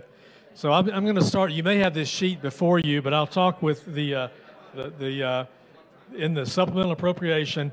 The governor appropriated $177 million to pay off the PAC program, and the Ways and Means Committee maintained that appropriation. The governor appropriated $60 million for the TEAMS program, the math teacher program we have. We zeroed that out. We did not bring that $60 million forward because, as I'll explain in the budget, we have funded that money elsewhere in the budget. So that freed up $60 million. The governor allocated $1,250,000 to support the World Games in Birmingham coming up this year, and we maintain that. What's the amount? The World Games. What was the amount? $250,000, and we maintained that appropriation. Okay. The Ways and Means Committee also added 2 additional appropriations, and again, we've taken $60 million out. So we've freed up some money, some earmarks we can put in. Now you're talking about, because I'm going to stop you. Like the $60 million you took out was for the teachers, the teams. It was for teams, right? But that would have overfunded what we need for the teams, and I'll explain that in the budget. So in other words, we in the budget are going to have fully funding for the teams program. We didn't need that in this supplemental appropriation. Okay. Okay. So we've earmarked $500,000 for Ed Farm. Ed Farm is an organization under the at-risk program in Birmingham. They do seven high schools. They're doing mainly in the inner city areas, but they're growing plants, they're growing food, they're learning about business. They're very connected into this farm to table restaurant experience going on in the city. So we're supporting that with a $500,000 appropriation. KinderVision is an organization, a nonprofit that is to protect young children and teenagers from sexual predators. We're actually $100,000 for that program. That's already in the budget, but we're adding additional amount for them under this supplemental appropriation. The governor, in her appropriation, allocated $7 million to build a new facility for the core and sampling repository, and we maintain that. What this is every time you drill for oil or drill for an oil well, you take a 90-foot core sample of the geological strata, and that is then analyzed, and that helps you develop information about the oil seams and about what you can get out of those wells, and you can also learn based on cores that have been pulled from other sites around the state. You can learn what your opportunities might be for success with that particular venture. These studies also are used. These samples are stored in a facility, and they are analyzed by geologists and geology students. Stop right there. Which line are you referring to? This is the Geology Survey. Yeah. So this is $7 million for a new building. Right now, that building that houses these 90-foot core samples is full, and it's no longer able to store it. So what we're doing is building a facility that would be state of the art, that would manage this and better manage what we have now, and be available for the oil and gas industry, also for geology, for state geologists and geological students. And this is at the University of Alabama? This is in Tuscaloosa. It's not part of the university system, but it's located in Tuscaloosa, on the campus of the university. All right. But they are going to vacate 2 buildings they're in right now and build a facility that's designed specifically to handle these core samples. All right. Okay. We have added in our budget $50,000 for the Alabama Sports Council. I got it. We've added $700,000 in our budget for a new mobile facility for the Lions Club to do hearing screening around the state. They take a van or a mobile unit around the state, do hearing screening for children. They're in need of a new vehicle. We're allocating $700,000 for that in our deal. The Alabama Music Hall of Fame in Muscle Shoals, obviously during the pandemic, has suffered, and its big historic impact to our state. We're providing them with a $100,000 supplemental appropriation. We're adding $3 million for the Shuttle Pathfinder restoration, the Space and Rocket Center. That exhibit is 30 years old. It's in bad need of repair. Space and Rocket Center is one of our #1 tourist attractions and very important to our history and to study. So we're adding for the restoration for that $3 million. There's a new Veterans Museum in Athens that the governor had recommended $1 million. We carried that appropriation forward, $1 million. Okay.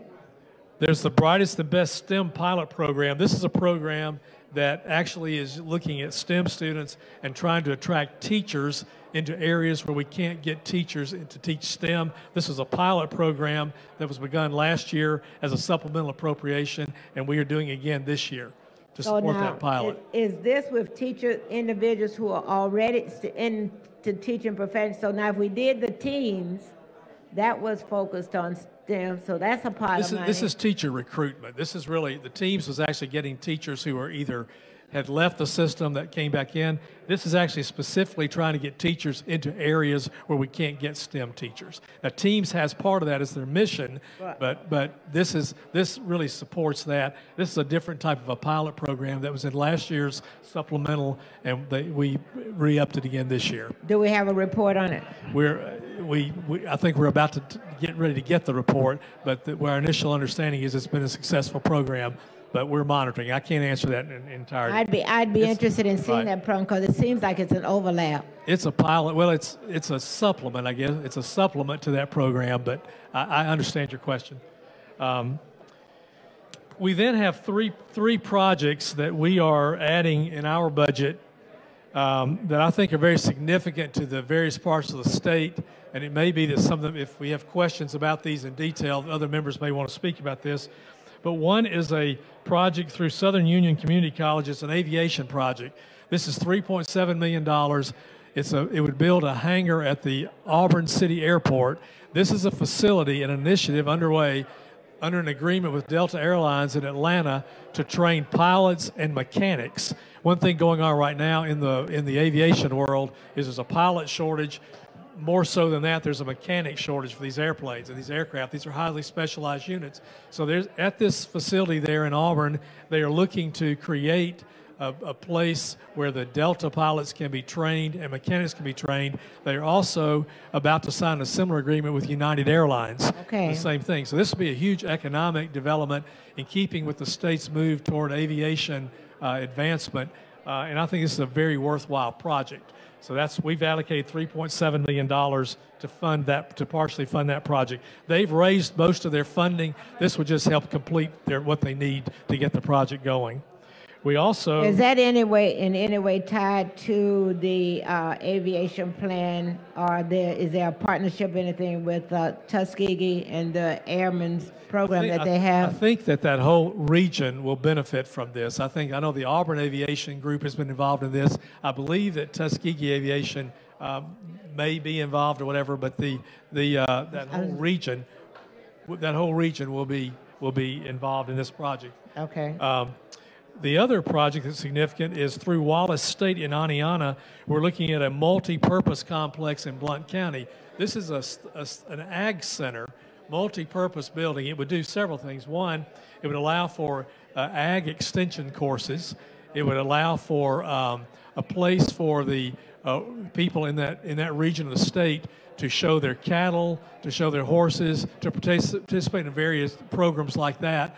Also would provide a storm shelter for that region, but it's really going to be more about agricultural training and growth and attracting people into that industry and training the students who are interested in that area. It is in cooperation with the ag institutions of the ag departments of the other institutions of higher learning would all be interested in this facility, but it's a very good economic development tool and teaching tool in that ag community. And I think that was a project we felt was very worthwhile. And the ladies' time. Thank you. And so I'll just continue down the list. The other project was at Wallace State Hanceville. They had purchased last year leased a mobile unit. This will allow them to purchase that mobile unit, and it will complete the 2-year commitment to that project. So those three projects, the aviation project at Auburn, the multipurpose ag center there in Blount County, and the Wallace State Learning Center project would be $6.9 million. We also are adding $1 million in our appropriation for improvements to the Music and Fine Arts facility at Alabama State University here in Montgomery. We're also allowing for $3 million appropriation to the University of South Alabama for an new engineering building. The same thing for the University of Alabama in Huntsville, $3 million. Both of these facilities are 1960s, 1970s type structures, and in the current world of technology and the engineering courses and trainings that we're doing now, they're inadequate. So these are funding toward structures at both those high institutions of higher education. University of Montevallo, we have appropriated in our budget $2 million for an electric line repair. They have 4 electric lines that are underground. One electric line has gone out, and they lost service to one of their dormitories. They had to vacate students. So this is a $2 million repair of that underground electric line at University of Montevallo. We are also allocating in our budget $2 million for various capital projects at Tuskegee University. There are several projects there that were noteworthy, and that's $2 million we've allocated there. Both the governor and our budget appropriate $1.5 million for a new building to house the mobile fleet of tractor-drawn training props for the Firefighters Personnel College. The Sea Lab in Dauphin Island, which is a major tourist attraction, but also a major source of educational opportunity and training for that part of the state and the Gulf. We're allocating $5.2 million that came over from the governor. We're continuing that allocation in our supplemental appropriation. The Innovation Fund is Hudson Alpha and Southern Research. These are two institutions that are very involved in biomedical sciences and very high-end research in the state. Over the last year, Hudson Alpha received $15 million toward a building. They received $15 million this year. This year, the governor put in $15 million for Southern Research. We are adding another $15 million for Southern Research, so that over the 2-year period, each of those institutions received $30 million. This gets us for very high-end research that's in the biomedical sciences and drug discovery and a variety of programs there. Both of these will create jobs and will be very important, I think, to the economy.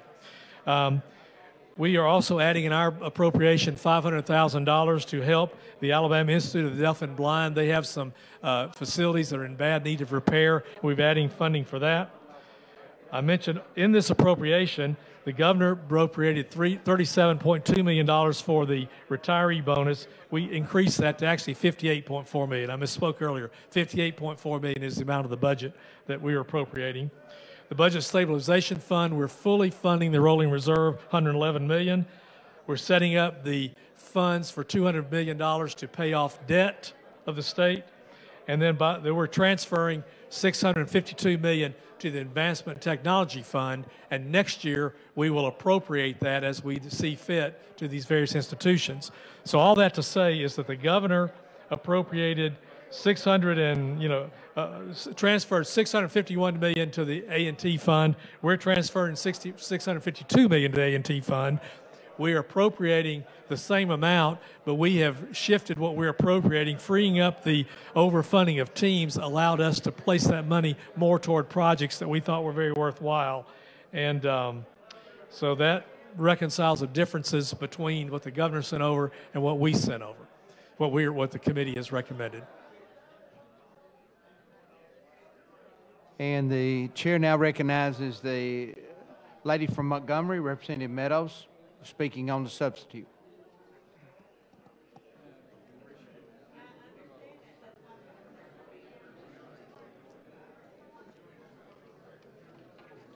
Thank you, Mr. Speaker. Mr. Chairman, thank you so much for all the hard work you've done on this.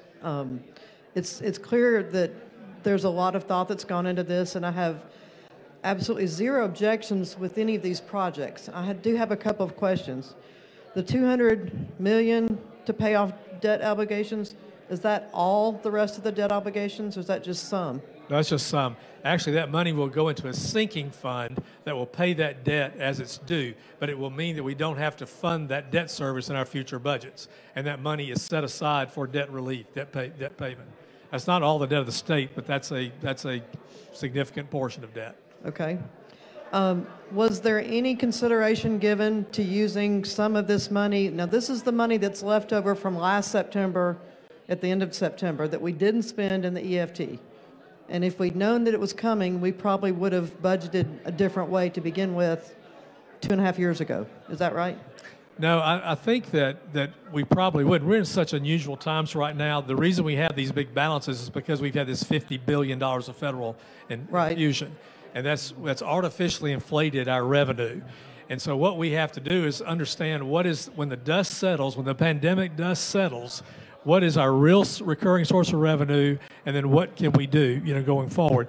And as this report that I didn't read, but on the Etowah County bond issue, Standard & Poor's talked about how Alabama's budgeting practices and allowing it to not spend all that we get, but to serve and conserve those funds has put us in a very good, stable financial position.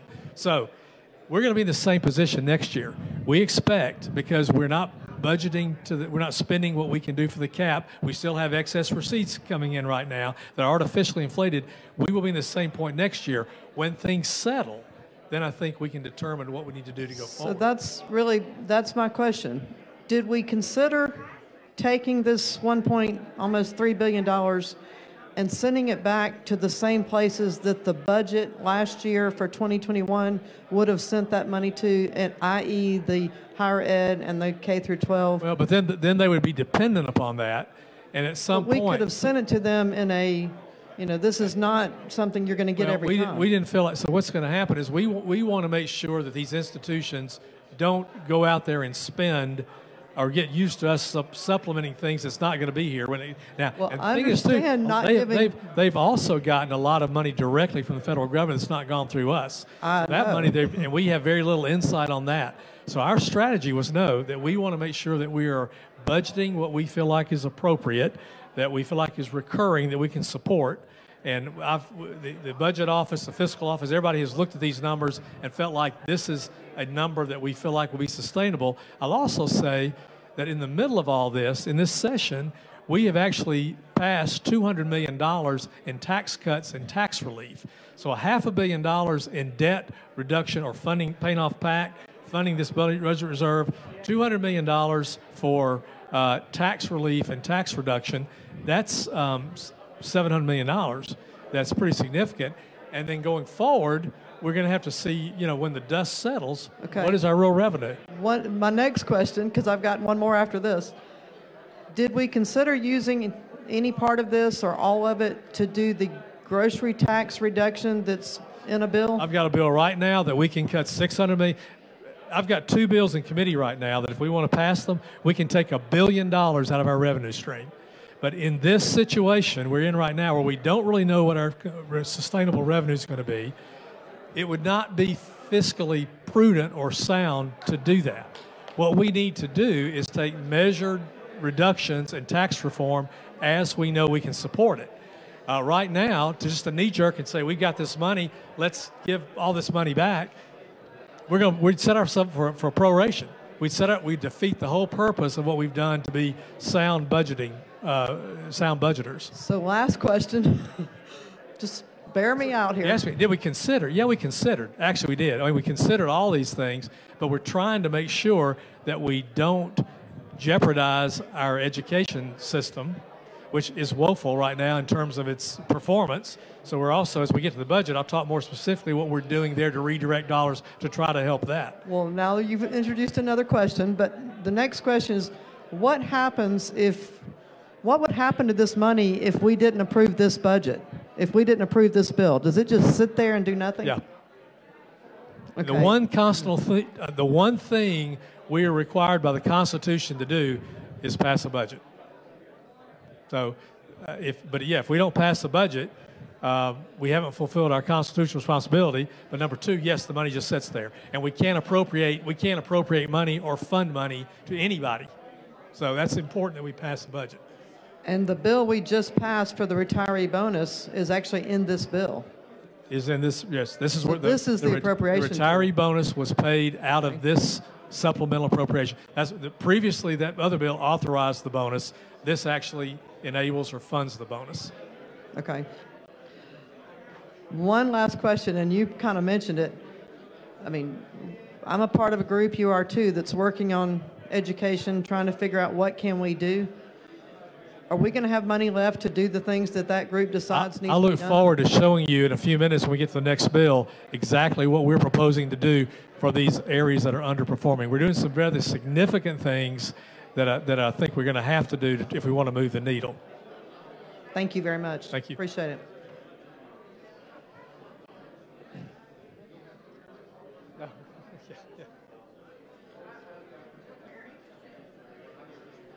And the chair thanks. Chair recognizes the lady from Mobile, Representative Wilcox.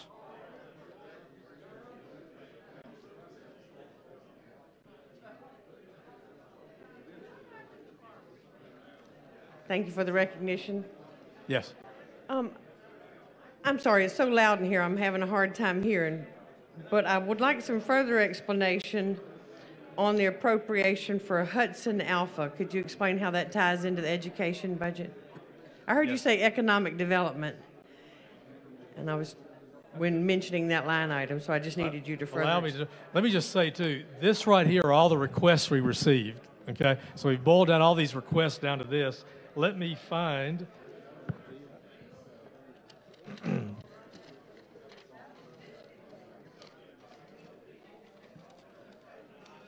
So you're familiar with Hudson Alpha. You know who they are. I thought that they were a for-profit company. Hudson Alpha does a lot of training, educational training throughout the state.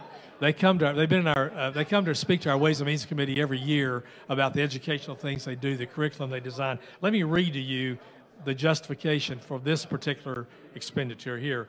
This expansion will house Hudson Alpha's Center for Plant Science and Sustainable Agriculture Greenhouse, collaboration space, and labs for research and education purposes. This will add 13,000 square feet of lab and greenhouse space and will allow for Hudson Alpha to propagate and grow research plants to improve existing crops and develop new uses for plants. Hudson Alpha's educational outreach will introduce students to and deepen the understanding of agricultural-focused careers. These students need to be trained and inspired to go further and make an even greater impact in improving agriculture. Hudson Alpha's partnerships with Auburn University, Alabama A&M, and other Alabama institutions will be strengthened and productivity will be enhanced. Additionally, this expansion strengthens Alabama's biosciences recruitment and workforce efforts and increases the economic impact to the state. The state will become global headquarters. Discovery Life Sciences, a renowned and respected bioscience company. They're an international market leader in biospecimen analysis, procurement, and distribution for the pharmaceutical, biotechnological, and diagnostics industry. So this is very, very high tech, high science research. They collaborate with our universities and also provide curriculum for our students, high schools and through elementary schools. If you look at the changing economy, the agricultural field is going to be really, really important. We have fewer and fewer people going into actual traditional farming. The whole food sourcing thing is changing, as you know. So this is kind of the cutting edge on being in front of that. So Hudson Alpha is very important to our state. They're located in Huntsville. And again, they had a 2-year commitment to build this building. It was a $30 million building. $15 million was in the supplemental last year. This $15 million is the second part of that. That's a $30 million funding for that facility. All right, well, I did not realize that they had students from the different universities coming. That helps me tie it into the education budget. And I have one more question. What about the World Games? How do you tie that into the education budget? Well, yeah, the World Games, they're going to be all over the state. They'll be doing, they'll be using a lot of the facilities of the schools. You know, they'll be drawing upon some of the resources of the schools as they host these events around the state. I think there's 3,500 athletes coming from all over the world to this showcase here. Are they student athletes, you're saying? Or? Some of these are student athletes. They're not professionals. They're not professionals, but these are world athletes. This came over from the governor's budget. The World Games is going to be a statewide thing that I know all the educational institutions, or a lot of them are participating, offering their facilities in it. I mean, It's not in educational instruction, but it's Thank you for your time. And the chair thanks the lady. Chair recognizes the lady from Madison, Representative Hall.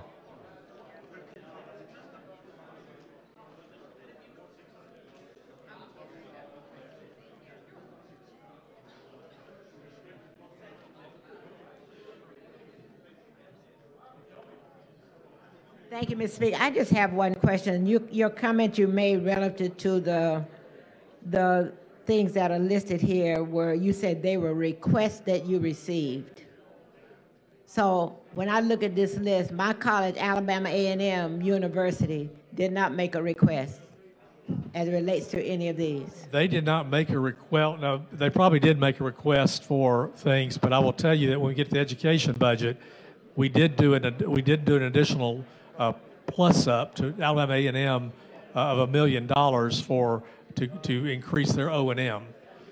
So we had a lot of requests from everybody. I mean, these are requests from all over. I mean, if it was based on requests, I certainly understand that. And everybody who requested did not get an appropriation. But I would tell you that Alabama A&M is connected to some of these projects. They're going to benefit from some of these, but also in the budget, we did an additional amount for Alabama A&M to increase their allocation in the education budget. I hear you. I got that. I'm just saying, I'm looking at projects, and I know there are projects that I'm aware of. So I'm just trying to make sure I'm getting the right information, so when I go back, I can say, okay, it's based on. I did meet with Alabama A&M, and they did make, everybody had requests. We did, I will say this too, that some of their requests will come under the deferred maintenance program for the HBCUs, which we put in the budget $5 million for that. But if you think about the number of HBCUs that we have now, I mean, being realistic, when I look at the amount of money that's here, that we've allocated, and the amount of money that's allocated for deferred maintenance, $5 million for the schools, for HBCUs, it should be 3 times that much, my opinion. It's just, it doesn't fit based on my observations.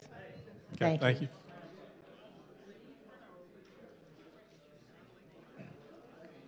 And the chair thanks the lady.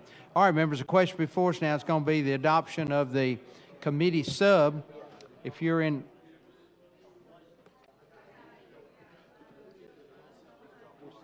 All right. If you're in favor of the committee your vote will be aye. If you're opposed, your vote will be no. Clerk will unlock the machine. The members will vote.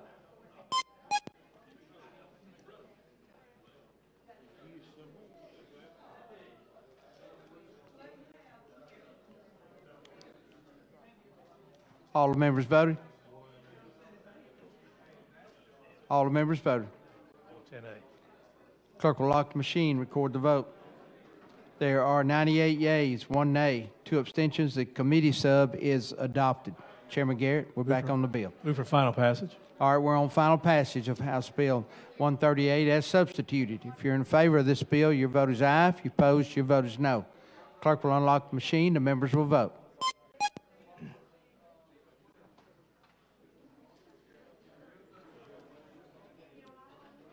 All the members voted.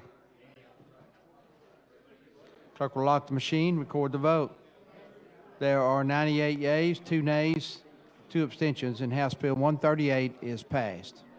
Clerk, call the next bill on special order. On page 34 of the calendar, House Bill number 135 with substitute by Representative Garrett, the education budget. And Representative Garrett. Mr. Speaker, can you gavel? I want everybody to listen to this real carefully. This is really important as you listen to the approach we took in the budget.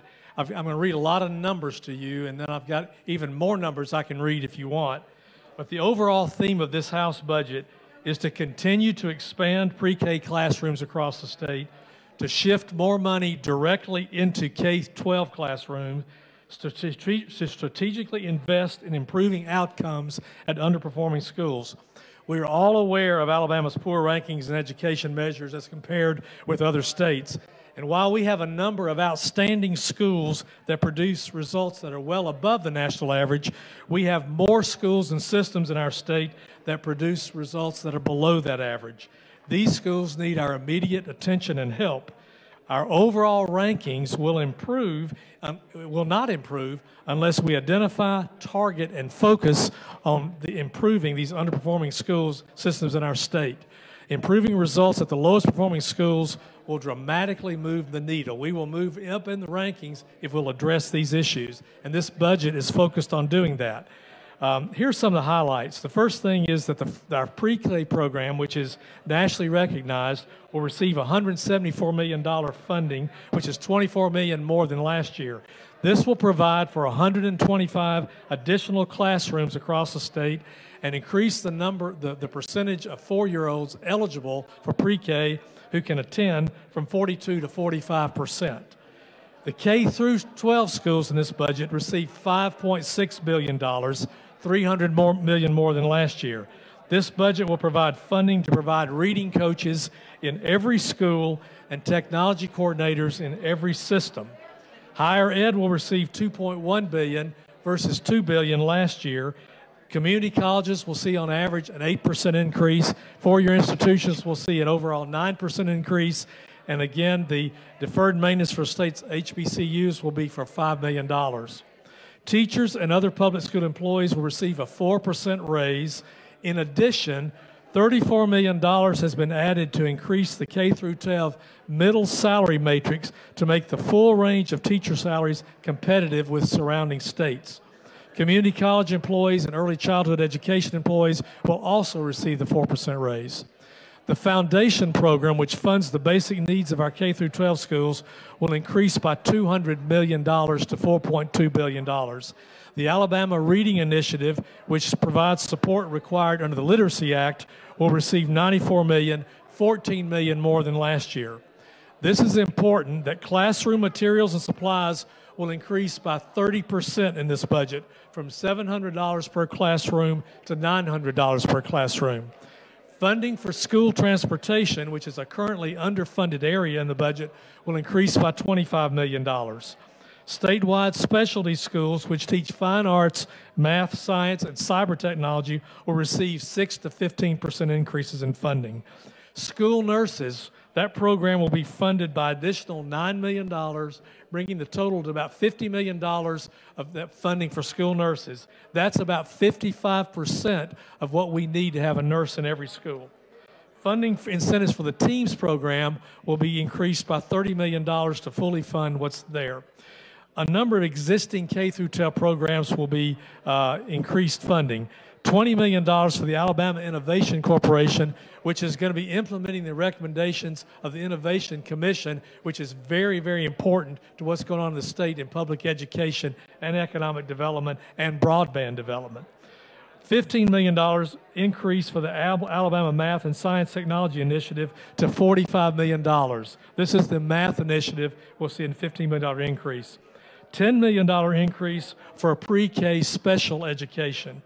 $18 million to double the funding for the Department of Human Resources Jobs Child Care and After School Child Care and Family Services program, important to our education area. An increase of $7 million to improve cybersecurity in our K-12 schools. $8.5 million to retain and recruit special education teachers for autism therapy. $4.9 million increase to $9.8 million for our Gifted Students program. Importantly, and this is really important, this budget proposes a number of new initiatives for improving performance and outcomes in underperforming schools. $15 million will be allocated to enhance math instruction in early grades. $5 million will be used to support the Governor's Mathematics Education Coach Corps, a pilot program to provide math coaches for K-5 students attending underperforming schools. $10 million in grants will be for Alabama's lowest underperforming schools, and this will be to look at needs specific needs they have to improve their performance. We're setting aside $5.5 million to provide auxiliary teachers for K through 3 classrooms at underperforming schools. That will provide 150 teachers for initially under this program. And then finally, $4.5 million for a teacher recruitment program for STEM majors that will be managed by institutions of higher education, So even though this budget is $500 million more than last year, it's important to know that in the middle of that, we've cut taxes and provide tax relief of $200 million.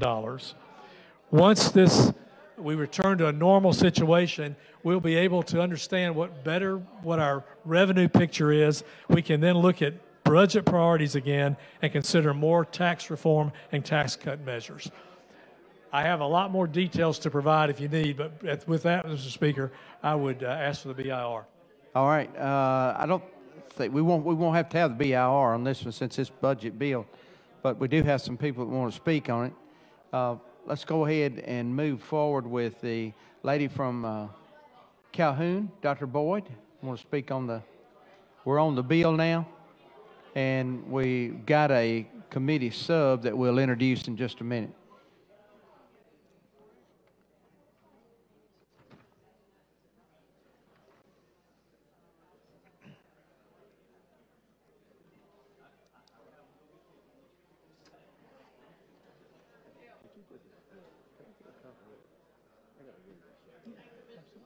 Sure, absolutely. Thank you, Mr. Speaker, for the recognition. Do you yield, Representative? I do, yes, thank you. All right.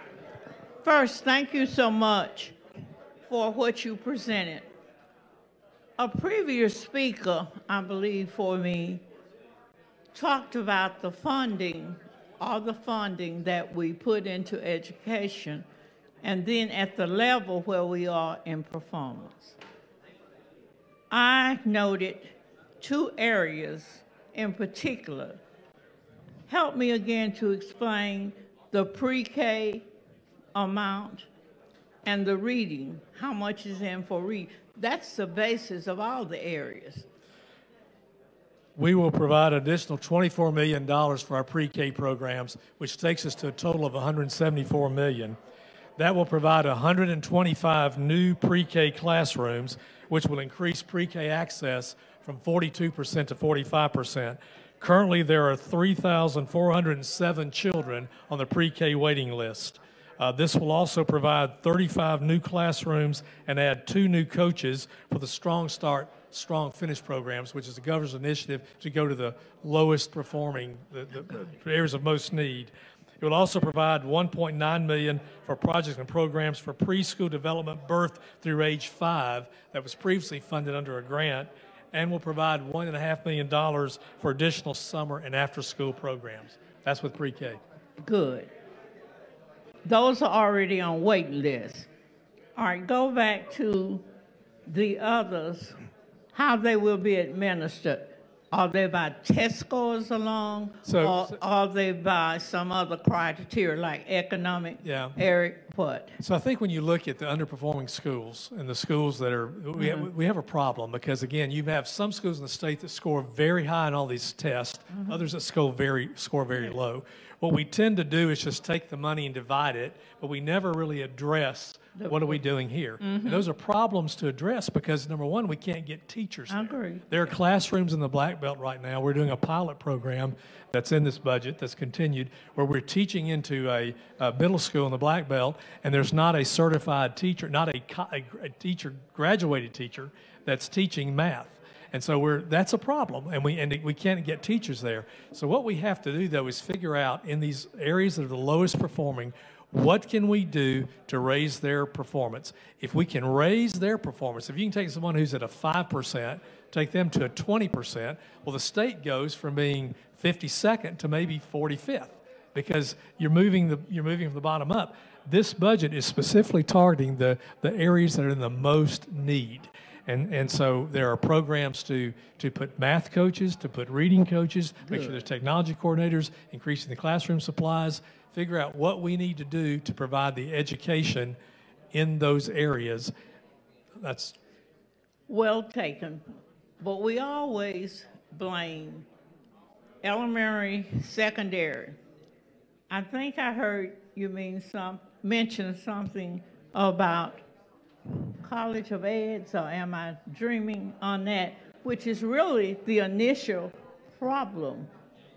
It's almost like climbing a ladder. Those institutions, and I don't want to offend any college of education, but facts are facts. We're going to have to bring in either programs, and I'm sure, but you have to be trained. You can't really do a well job with what you don't know. So I guess I ought to hush and thank you, because I really don't want to, never would I insult any educational person enough. I wouldn't have spent 45 years in that area, but thank you so much and keep on. Well, thank you. And I would just say, see, one problem, we have fewer people going into the field of education. So one of the initiatives that we have is to take people who are going into STEM majors at these campuses. And there's a proven program out of the University of Texas. We want to have 4 of these programs around our state where STEM majors get their STEM degree, but also get a teaching credentials and credentialing certifications along with that. So they graduate with both, and many of those will go into the teaching profession. And some of them we can incent to go into these areas where we need these teachers. So we have to think out of the box. Thank you. Thank you so much. And the chair thanks the lady. The chair recognizes the gentleman from Watauga County, Representative Desmings.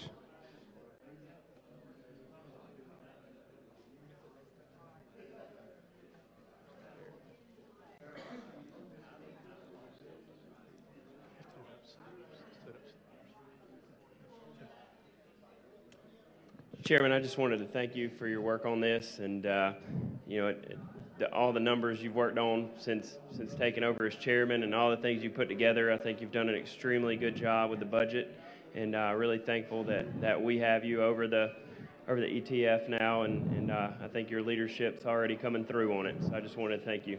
Thank you. Appreciate it. And the chair thanks the gentleman.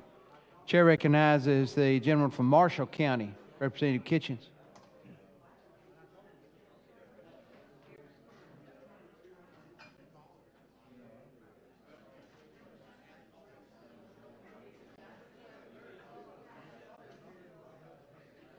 Thank you, Mr. Speaker, for the recognition. Will the gentleman yield?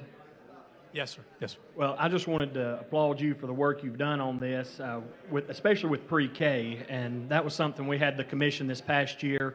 The commission spent a lot of time making sure that we maintain the high quality that's set up.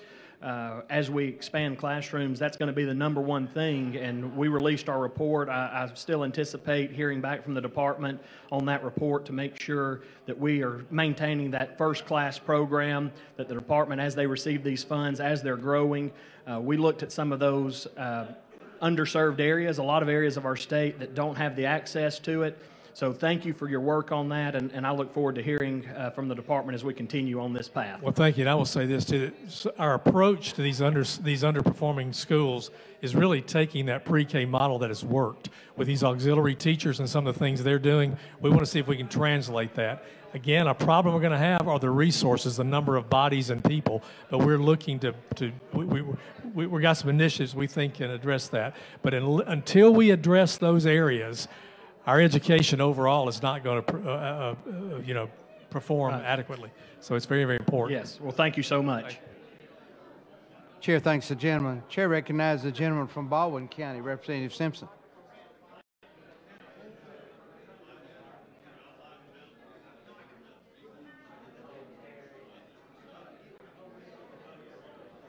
Thank you for the recognition, Mr. Speaker.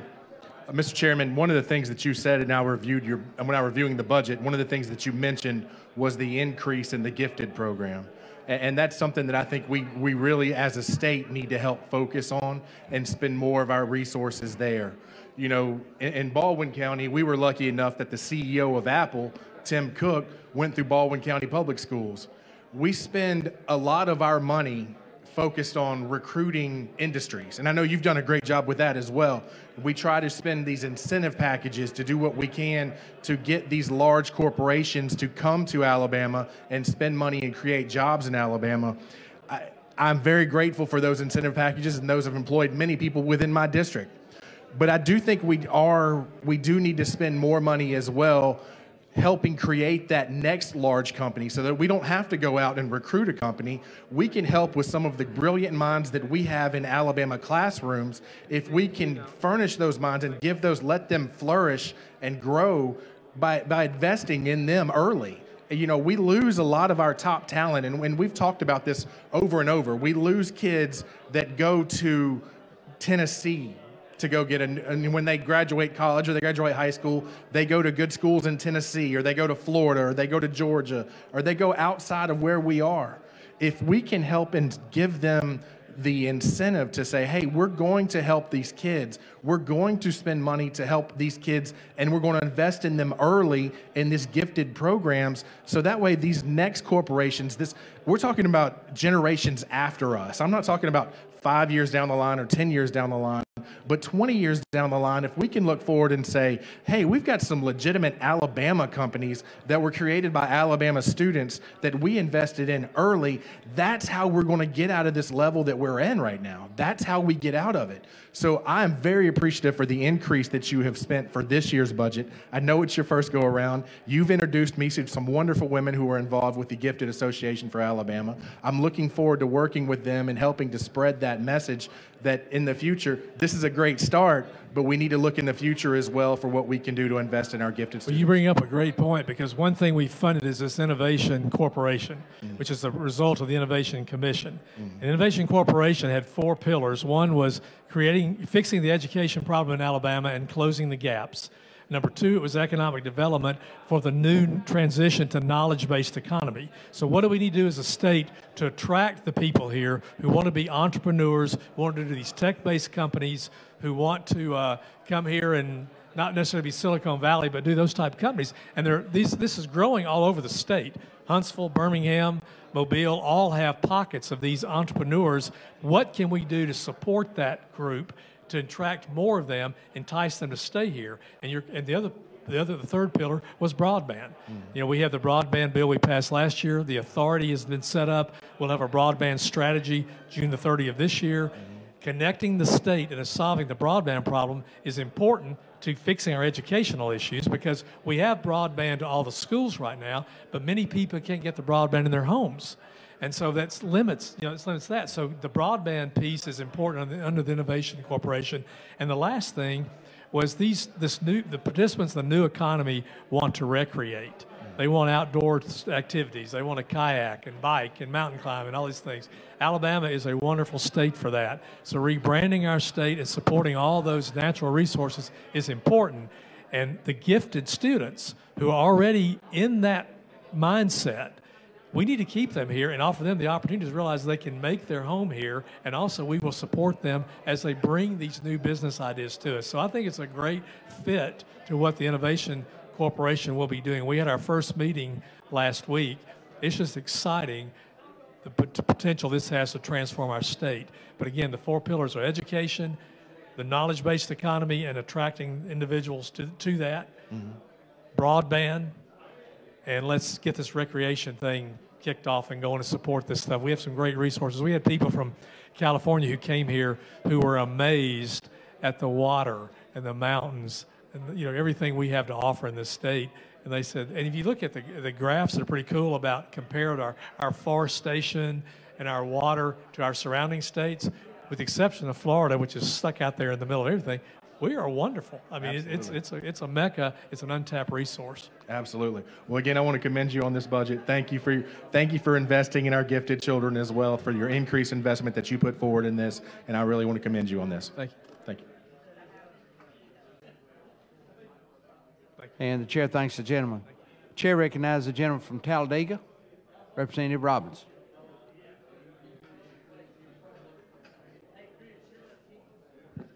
Hey, Chairman Garrett, how are you? I'm fine. How are you? I'm fine. I just had a couple questions. Just a couple? Just a couple, yeah. I won't. I know I talked to you for a while on this, but I was looking over the budget, and I realized when I was walking up, I just kind of misread something, but just want to make sure on page 45 and 46, on the sign language teachers, I see how it lists on page 45, it lists the amount next to special education licensed, and it doesn't have the ... where it does the ellipses. It has that on page 46, but then there's a blank on that, the amount there, but if you look at 45, it's there on page 45. I didn't know if it mattered that for drafting presentation thing, yeah. Right, I didn't know if it mattered because every other thing, every other dollar amount is at the end of the ellipses, where this one isn't at the end of the ellipses. I share your OCD. Okay, I didn't know if we needed to change that or if that mattered at all. Like, we'll note that. Dustin will note that, and we'll see. Okay, I'm sure they could fix it in grossing, but I didn't know if it just for. And I think I asked you this before, and I was going through this budget again. If you could explain to me what the Alabama Incentive, do you know what the Alabama Incentive Financing Authority is? What page are you at? That's on page 17.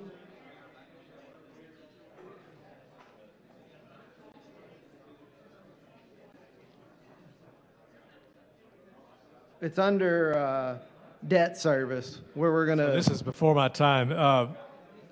Let me ask Kirk, this is, I don't know the answer to that.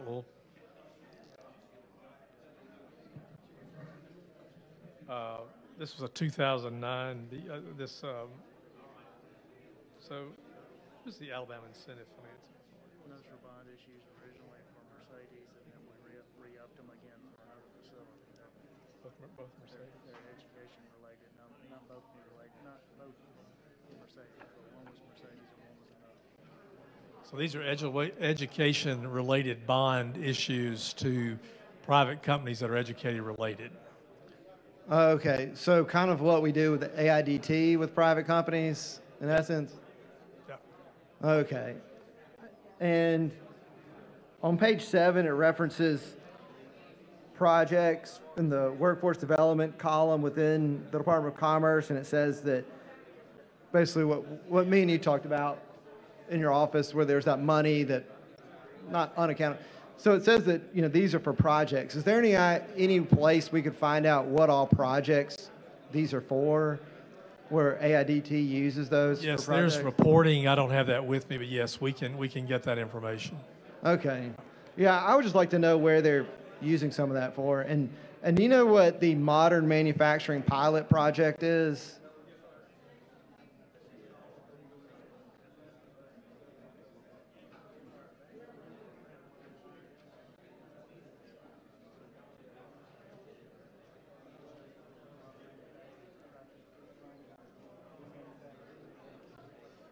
This is a pilot program for new manufacturing techniques. I don't have specifics. I'll have to get that for you, but it's. Okay, I was kind of curious where it was located too. Yeah. Okay.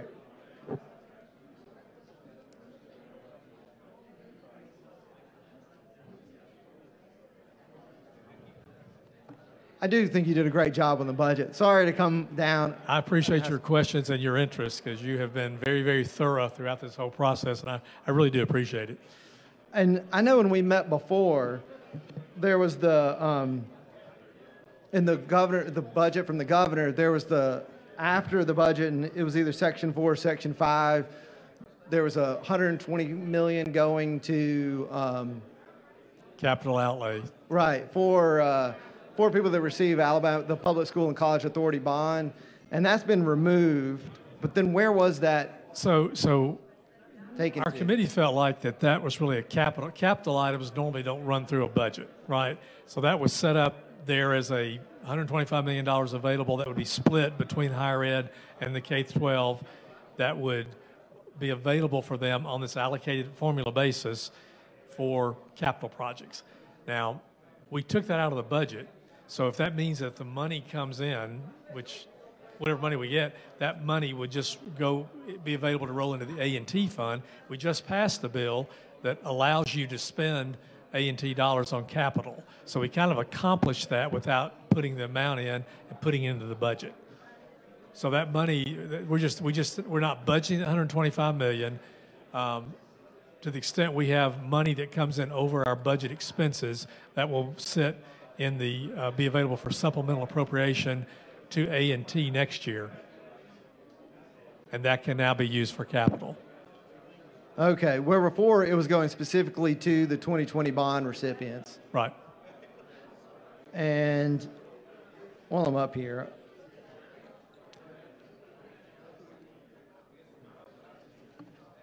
so I know we have the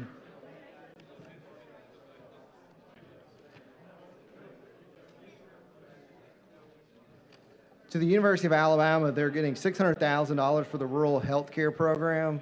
What's the difference between the rural health care program and the, I'm familiar with the UAB Rural Hospital Assistance Program, and then do you know what the rural health care program is through the university? So this was a specific earmark in the University of Alabama budget that had to do with a specific hospital that closed. And so basically they were transitioning toward how do they meet that gap with the ambulatory care in that area. And so it was in the rural area of the Tuscaloosa County and the surrounding counties. So that was a basically in response to the closure of a hospital, and it was set aside to address that need. That's a carryover from a prior year. Oh, so that's going to support ambulatory services in that western, that western county. And then, let's see, I have this circled too.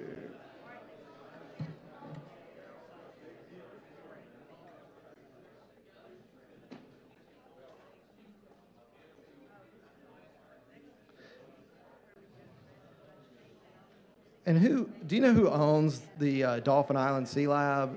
Is that the University of Alabama, or is it a separately owned entity? Yeah, I don't think it's owned. I think it's an independent. Wait, it's a separately owned entity. Yeah. Yeah, that's right. It's a consortium of a bunch of public and private schools, private entities. I can yield. May I yield to my colleague from Dauphin Island? Yeah, the Dauphin Island Sea Lab basically is it's a public-private type situation where it's funded by a combination of private dollars but state dollars, but it's utilized by every single four-year college in the state. It serves all of the marine biology programs in the state, the marine research programs in the state. It's a world-renowned research center, not to mention all of the elementary schools, middle schools, high schools of the state do field trips there. But particularly Auburn, Alabama, University of North Alabama, University of West Alabama, Troy, they all have programs there. So it's basically they're dependent on state dollars. So. Okay, so I know it's a separately owned entity that receives funding through all the different university systems, and they provide support to students. Or? Well, the only funding they receive from other state institutions is that when they send students there, some of their tuition goes to pay for room and board and that sort of thing. So they're very dependent on this because they actually live on campus. They have a campus there, and some of the institutions have requirements that they have to go study in the field, say for like marine biology, and so that is the state institution that they go and do research at is the Dauphin Island Sea Lab. So the funding that would come from state institutions would come from the tuition that are paid by those students. Okay, so if I was attending a state university and I went and studied at the Sea Lab, my tuition would just go directly to... Right, yeah, a portion of it would go to the Sea Lab, yeah. Okay. All right, I'm almost out of time, but I had one other question, but I'll have to pass on that one. Thanks, Dave. Thank you so much, Chairman. Thank you, Chip. And I want to say I really do appreciate your diligence and your interest. You've been very inquisitive, and actually, in this first go-round, you have kept me on my toes on a number of things, and so you've helped me. Well, that's a good thing. And the chair thanks the gentleman. The chair recognizes the lady from Jefferson, Representative Moore.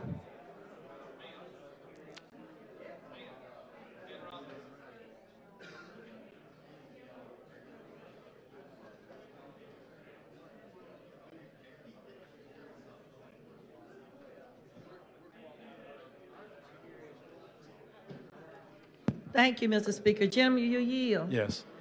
I made notes on when you're talking about low-performing schools, do you have a number? So yeah, I didn't answer that question. Actually, somebody asked me how you determine who's low performing. Right. So we have a lot of different criteria. There are things out there. Some people look at the A through F. Some people look at test scores. Some people look at whatever the failing school list is. There's a number of different things, and what my understanding with the State Department we're going to do is we're going to take all those things and kind of overlay them and then find out who's at the very bottom. So initially, this grant for $10 billion that the governor brought over will be to 16 schools that are actually at the very rock bottom. And the reason I say that because, you know, like I said, I was on Birmingham School Board, and being a school board member and looking at the state hadn't been fair to all school districts. And there was one point in time when they had the exit exam. For many of our black schools, it didn't matter what they did on the exit exam or if they were good or not. They went back and had a formula to come back to say that we did worse. And a lot of us had to complain about that. So when you're talking about failing schools, I'm thinking about the bill that Representative Collins passed. Because for years, another problem we face is that the books that our book committee with the state board was selecting for various courses of study weren't in alignment with Alabama course of study. In fact, even during the time that we were taking the exit exam, our course of study was in line with the Iowa Achievement Test. And it was hard as dickens to try to convince the state board that that's what they needed to do. Change your test and your students would do better. So I'm hoping with the bill that she passed and with all of the provisions that you put in here, I don't think they necessarily have to go back and combine all of the things to determine whether, put a lot of factors in that formula. Because the more factors you put in that formula, you're going to end up getting the same results you've done before. But I do believe that the first start that we have to do is what you got in this plan. Make sure we pay more attention to those early grades, preschool grades, K4, K5, and hopefully if one day we get K3, we'll see a difference and that we monitor these schools. Because one of my arguments I had for years with Birmingham school system was that even though we had K4 and K5, they went and got a grant that was called KEA Gold. And instead of the teachers teaching our children in K4, they ended up letting them play and observe how well they played. So by the time they finished K4, K5, went to first grade, they couldn't read. And now I complained a lot, and I always thank Phil Poole when he was over the Education Trust Fund for allowing me to sit down with representatives from the state board to understand that you all sat back and allowed this to happen. So when these children got in third grade, they couldn't read. They've been playing. So I just look at the things that you have, and I think that if we look at the bill that Representative Collins passed with making sure that our course of study is in alignment with the books that we purchase, and then on that note, we make sure that we purchase the books in a timely manner. And we have to have some feedback because another complaint I had at one point with Birmingham, the person they had over purchasing the books, because she didn't have enough money to buy all the books for one subject matter, she didn't buy any. So I'm always talking about we need feedback. If we get feedback from our school districts on what our expectations are as we allocate funds, then we could look at and come back with a better plan as to what we need to do budget-wise to make some schools perform better, and then those that are not forming up to par, bring them up to par. I agree. But that was one thing the two things I looked at, that we got to come up with a better way of deciding who's underperforming, because I can promise you there's been a level of racism in it over the years. It's getting better. and eventually will get better. And it's unfortunate a lot of people weren't willing to stand up and say that. And that's why we allowed it to go on far too long. But with what I've seen here and just looking at the types of bills we passed, I think that we're on the path of making sure all of Alabamian children get treated properly. And if we do more at making sure we can address their special needs at an earlier age, I think that we will have more high-performing students regardless of their special needs. Thank you.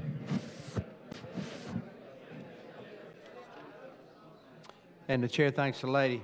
Chair recognizes the lady from Macon, Representative Warren.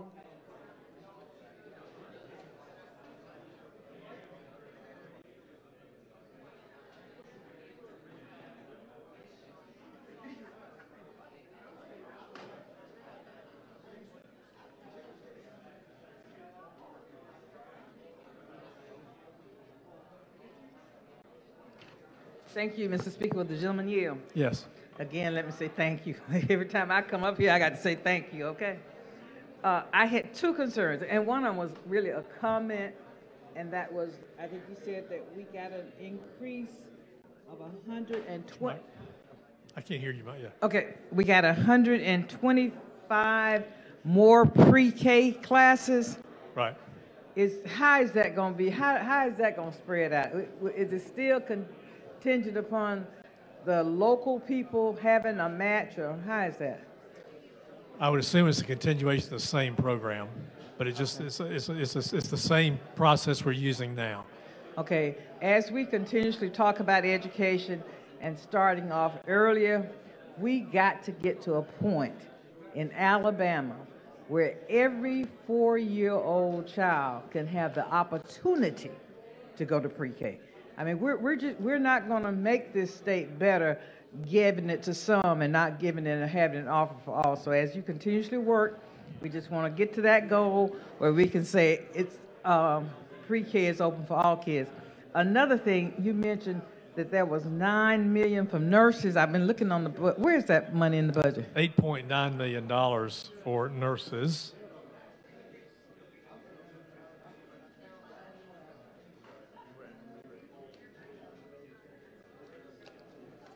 Give me 1 second, I'll tell you the line item it is.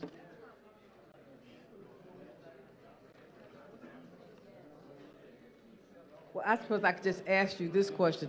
Is that inclusive of a salary increase, or is that just inclusive of hiring more nurses? What's that? That's hiring a number of nurses in the schools.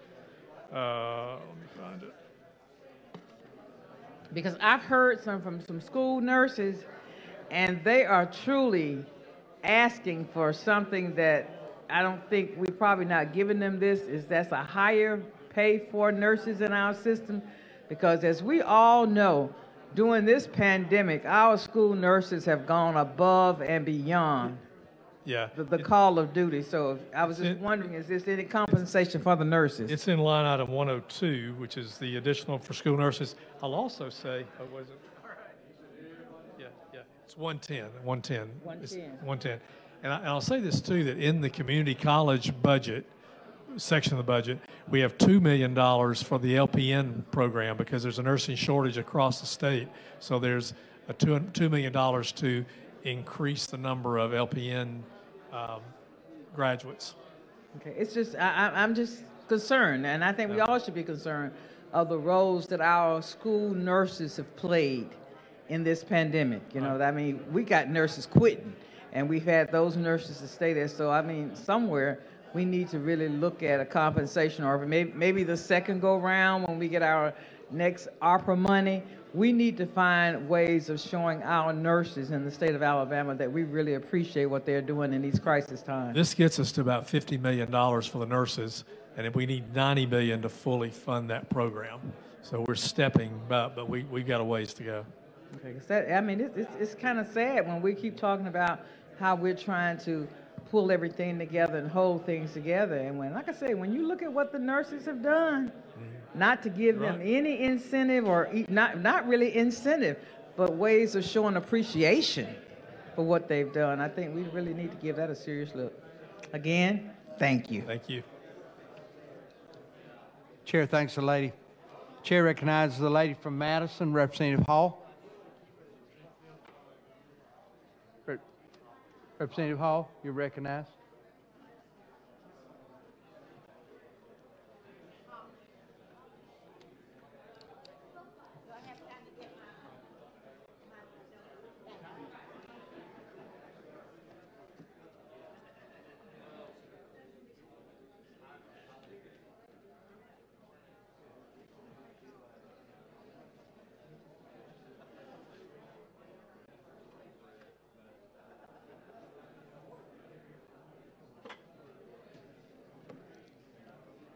Thank you, Mr. Speaker. The gentleman here. Yes. So this has been a good time for you, I'm sure. You still have a smile. That's a good sign. Some of us get frustrated, but The day is young. yeah, it is. Some of us get frustrated, but I certainly understand the process. I really wanted to just kind of emphasize how important I think this budget is. And even though there are some things that I would like to see, I have to say that the most important thing about having a budget such as this, we're concerned about making sure that the citizens, our citizens, are becoming well educated. That's important. And we know, for someone that taught for 100 years and believed that every child should walk into a classroom with a teacher who believes that he or she can learn. Just like my little third grade teacher stood at the door and waited for me every day. Now, I said she waited just for me to make sure I came to her classroom. I believe every child should have that and that opportunity. And so, as we talk about this budget, I think we're also advocating with this budget. And when we advocate, I'm certainly going to be on the K-12 side because I was K-12 because I think in order for our four-year schools to prosper and do well, we certainly have to give our kids, our students, a good foundation for them to be able to do that. So I'm an advocate for our kindergarten program, to the point that I wish with all of this money that we have that we would making sure that every child that wants to be a part of the kindergarten program, the funds are available. And I think, what did you say your increase was for kindergarten pre-K? 24 million. 24 million, which would accommodate how many children? Gives us the 45%. 45% of 4-year-olds in the state will be in a pre-K program. So 45%. Okay, so we know that when we increase our pre-K program, that increases what? The achievement gap. And that we don't have that gap. It also increases the program that I think is so important as our children get in high school, the dual enrollment. I'm a strong believer of that for high school students. And it helps our students also, if we're using a pre-K program, those children that are in homes that may not have the resources to send their child to a private or one that they have to pay for, that it also enhances the quality of life for those individuals. I think your budget does that, I support that. We've always, and the other part of it is supporting that 4% teachers raise. Now, if I had a magic wand and could give what I thought was, it would be double that. But I'd say we are grateful that we are able to at least have that amount in the budget, because hopefully it continues to motivate that teacher to go into the classroom and have the feeling that somebody is concerned about his or her well-being, and also can be a positive influence on the children that we support. Well, if I might say to that point, we're doing the 4% across the board raise. Sure. We're also putting $34 million into the middle matrix. So what we found when you look at the moves we made over the past several years with some of our teacher pay increases, on the bottom end and upper ends of the pay scale, we were at or above our surrounding states. We were lacking in that middle part of the matrix. What this will do will be to improve. So some of the teachers who are in that middle part of the matrix will get more than 4%. They'll get the 4% plus benefit from this additional funding for that middle matrix part. And then what will happen, that will mean that our teacher matrix from top to bottom is competitive with other states.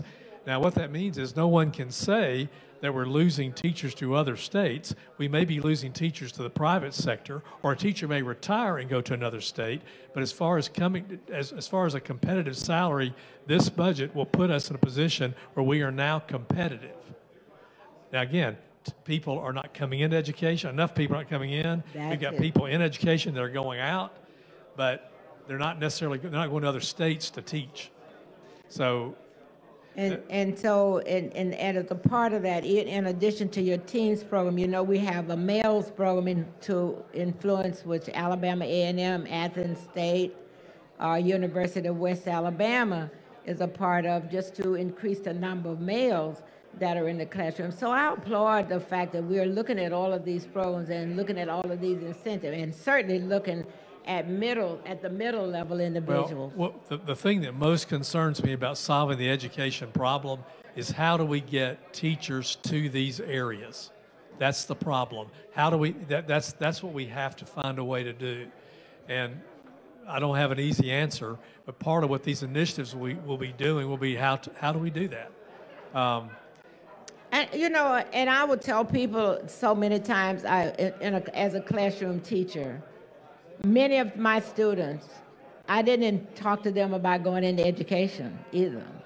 I talked to them about becoming engineers and doctors and things like that. So those of us that were in the classroom or in the classroom also didn't always do ourselves a service in terms of how rewarding and the importance of being in. So in addition to being in the classroom, I think organizations and clubs that talk about Future Teachers of America, those are the areas, because there are many young people that would choose that, but as you stated, the salary has to be something that they can at least make a living from. So I think that is so important. As we look at these different innovations and different processes for education, I think we find, I think Representative Baker had a bill last week that dealt with, I guess, the public-private partnership as it relates to certification of our teachers. The thing that I've challenged him since then on the fact that we don't want to do anything that is going to take away people that would be going to our public institutions to become certified versus using a profit or not-for-profit organization for that process. But also realizing that we've got to use all processes, every method we possibly can to get teachers into the classroom. But we want them to be qualified.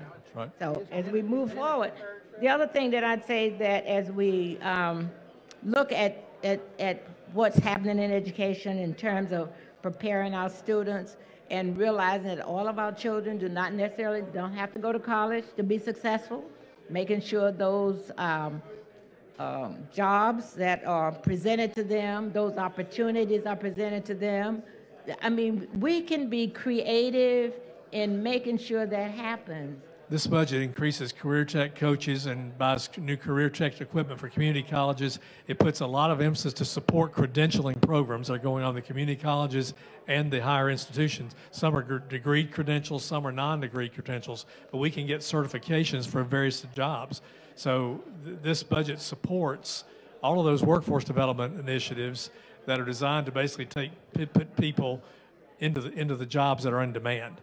And so we've got this JAGS program. We've got the funding for the Jobs for Alabama Graduates. Students who might otherwise be dropping out or moving on, we've got a funding in there to work with placement agencies to try to get them to get their degree, and then let's help you find a job.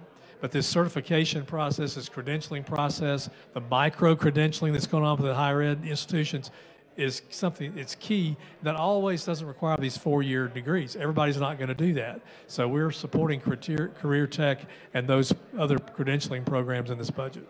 The only other thing I would add to that in terms of the career is these workforce development. There are so many workforce development areas, and I'm not sure if we've ever gotten a clear report. We had, I don't know if we had a clear report, but one of the process we did, we sat down with all the people that are doing these things. I've got a report I'll share with you. Really? And I said, show me how all these line items work Yes. together, and they are. The governor's office has got a lot of, a very good workforce development initiative going on over there that's tying all this together. Nick Moore is kind of running that program. Been very impressed with what they're doing, and we need to support that. And you're And the telling ladies' me- time. You're telling me today that there's a coordinated effort from the governor's office with all workforce Absolutely. development regions. That's one of the best things I discovered in this whole process. Thank you. Who said And vote? Chair thanks the lady. Thank you so much. Thank you. Yes, ma'am. All right, moving on now. Chairman Garrett, I think we need to have the introduction of the sub on the floor. We got to vote What on we've it. been talking about is a sub, so I'd like Yes. to introduce. Okay. This is Ways and Means Committee sub. All right, members, the question is on the adoption of the substitute that's been debated and discussed. If you're in favor of the substitute by the committee, your vote will be aye. Opposed, your vote is no. Clerk will unlock the machine. The members will vote.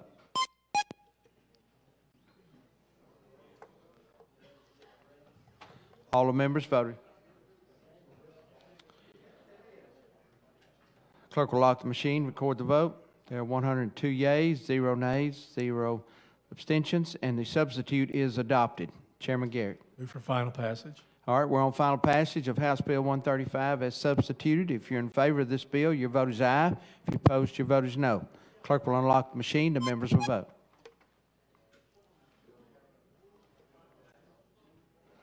Oh, I'm sorry.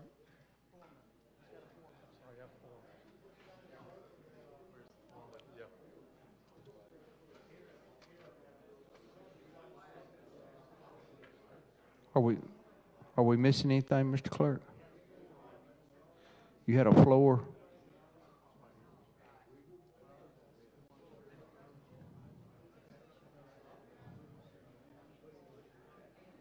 Hold on, members. We're trying to see if we had all the documentation. I've got right. Hold on.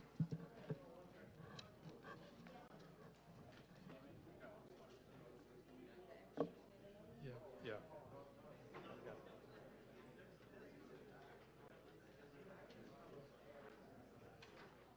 That's my mistake. There was a floor amendment. That's my mistake. All right, hold on just a minute then.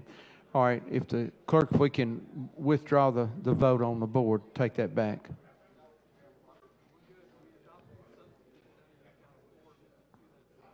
Yeah, but we were on final passage of House Bill 135. That's final passage vote, yeah. All right, let's withdraw the vote, members.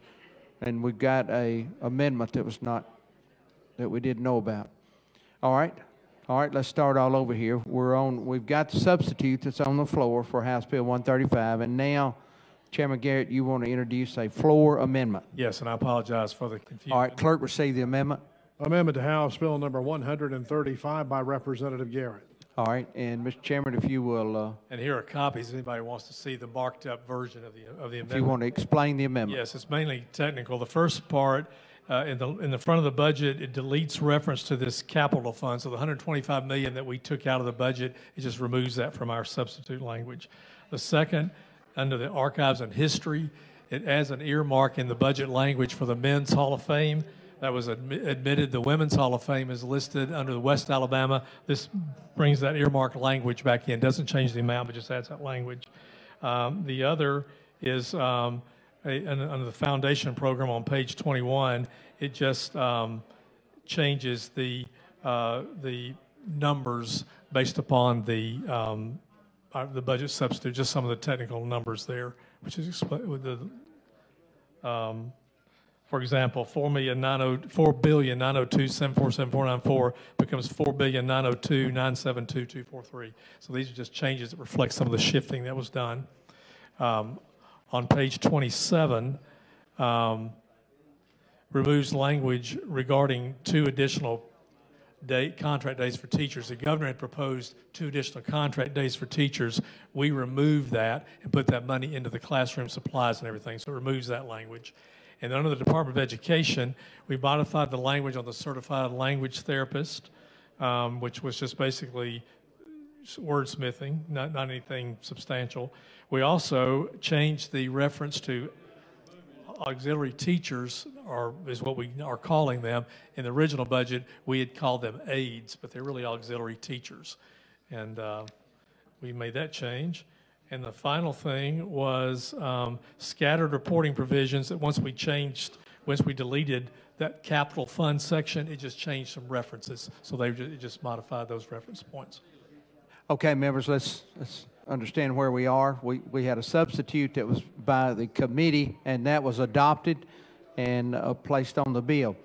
Now we've got a floor amendment offered by Chairman Garrett that was just explained to the body. So now we're on the floor amendment, and the chair recognizes the gentleman from Marengo County, Representative McCampbell. Are you? Didn't know if he was in the upper room or.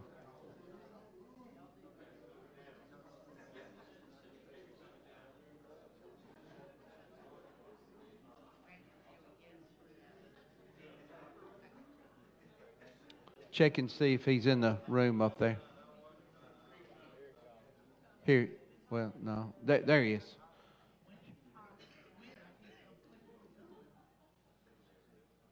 All right, Chairman Garrett, he'll be up here at the mic. Thank you, Mr. Speaker, for the recognition. Just a point of clarification, Mr. Speaker. I have a point of clarification from. Yes, sir. In that vote, you didn't finalize that vote before we came back to the amendment, did you? That's correct. You didn't? No. Okay. No, right. It was still open. Okay. Yes. All right, let's move on. The lady from Jefferson, Representative Moore, you're recognized.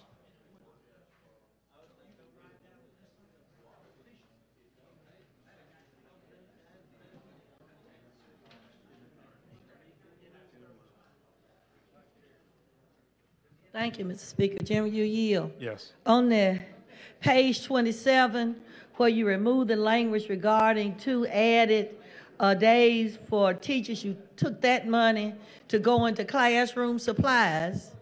You know, So what the governor had done was added 2 additional contract days Right. for teacher. Actually, it was for tech training. Okay. And there was a move to make that professional development, and we basically took that money and put it into all of the changes we made that I talked about in the budget. Some were classroom supplies, the auxiliary teachers, Okay. some of these other underperforming initiatives. We put it in the classroom as opposed to that professional development. Okay, so they go to classroom.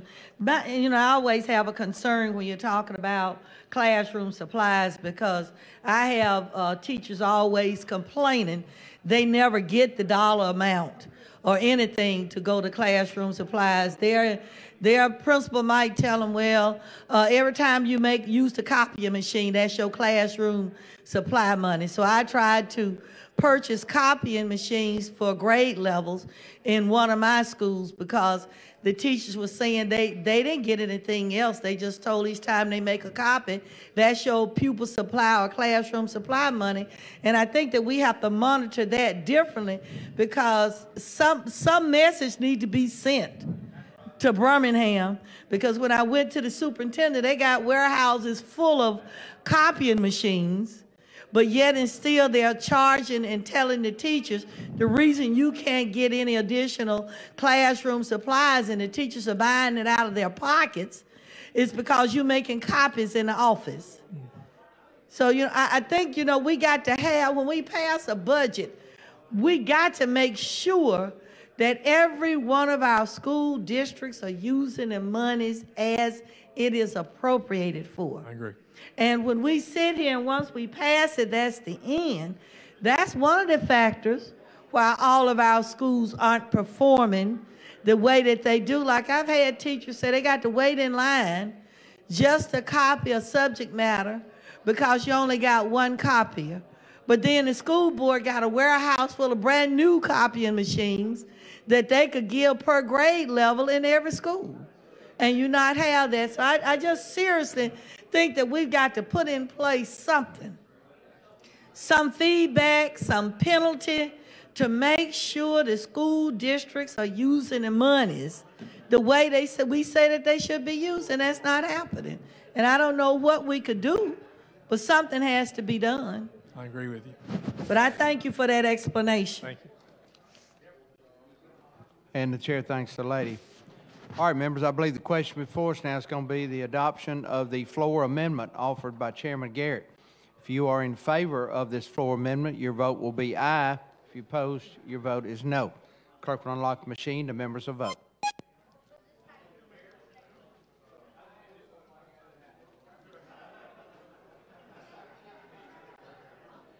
All the members voted. Clerk will lock the machine. Record the vote. There are 102 yeas, 0 nays, 0 abstentions, and the floor amendment is adopted. Now we're back on the House bill as substituted and amended. Move for final passage. All right, we're on final passage now, members. If you're in favor of this bill, your vote is aye. If you're opposed, your vote is no. Clerk will unlock the machine. The members will vote.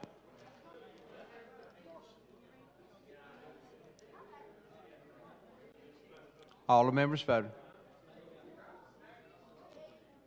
All the members voted. Clerk will lock the machine, record the vote. There are 100 yeas, 1 nay, 1 abstention, and House Bill 135 is passed. All right, let's go, Mr. Clerk, to the next bill on special order. On page 35 of the calendar, House Bill number 136 by Representative Garrett relating to public education employees. And Chairman Garrett, you're recognized.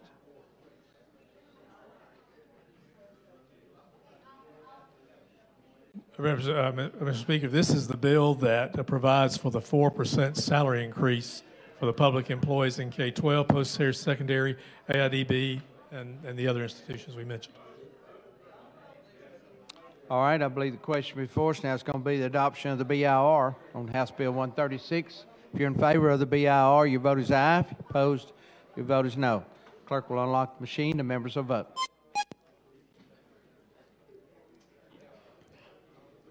All the members voted. Clerk will lock the machine, record the vote. There are 102 yeas, 0 nays, 0 abstentions, and the BIR is adopted. And Chairman Garrett, we're back on the bill now. Move for final passage. All right, we're on final passage of House Bill 136. If you're in favor of this bill, your vote is aye. If you're opposed, your vote is no.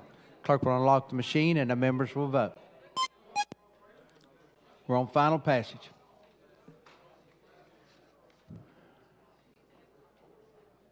All the members voted. Clerk, all the members voted. All the members voted. Clerk will lock the machine, record the vote. 101 yeas, 0 nays, 1 abstention. And House Bill 136 is passed. Thank you, Mr. Chairman. Clerk, call the next bill on special order. On page 36 of the calendar, House Bill number 140 by Representative Garrett relating to Tuskegee University appropriation. And the chair recognizes Representative Warren.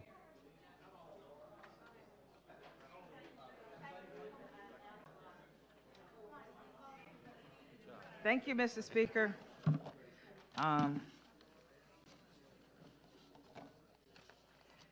This bill makes an appropriation of $13,151,435 from the Educational Trust Fund to Tuskegee University in Tuskegee, Alabama, for the support and maintenance of educational programs of the institution for the fiscal year ending September 30th, 2023. Provides that the appropriation is subject to certain provisions of the Code of Alabama of 1975 and requires an operational plan and an audit financial statement prior to the release of any funds and requires an end-of-year report. With that, Mr. Speaker, I ask for the BIR. All right, I believe the question before us is going to be the adoption of the BIR. If you're in favor of the BIR, your vote is aye. If opposed, your vote is no. Clerk will unlock the machine. The members will vote.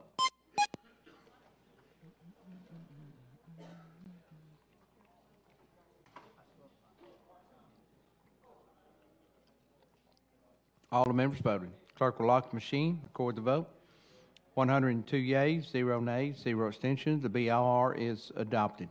And Representative Warren, we're back on the bill. Now we ask for final approval. All right, we're on final passage of House Bill 140. If you're in favor of this bill, your vote is aye. If you're opposed, your vote is no. Clerk will unlock the machine. The members will vote.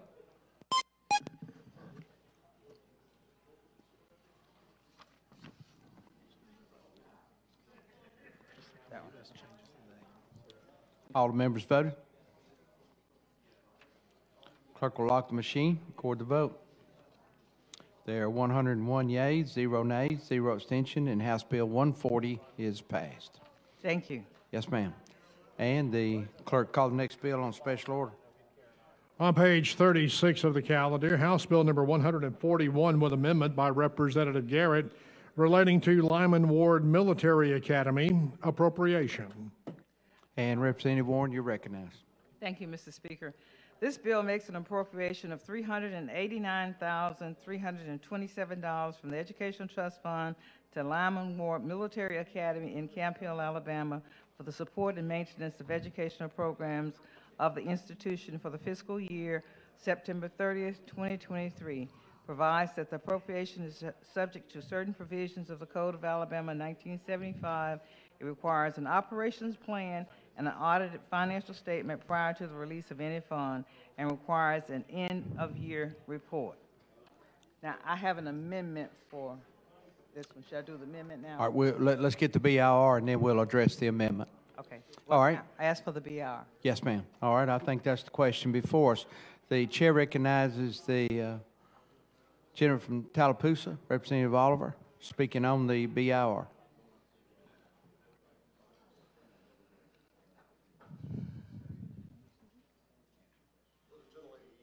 Yes, Will. Thank you for bringing this, and I just wanted to add a couple of things about this institution. Southern Prep was founded in 1898 by Dr. Lyman Ward, who was a Universalist minister from New York, to prepare young men for the work of life. Dr. Ward decided to move south to Camp Hill, Alabama, after hearing a lecture from Booker T. Washington.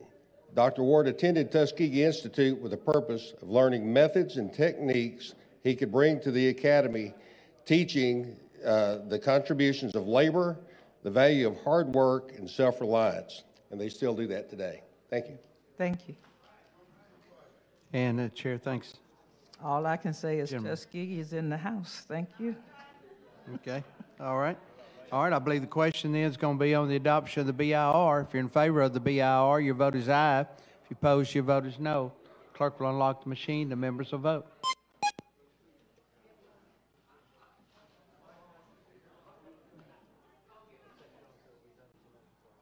All the members voted.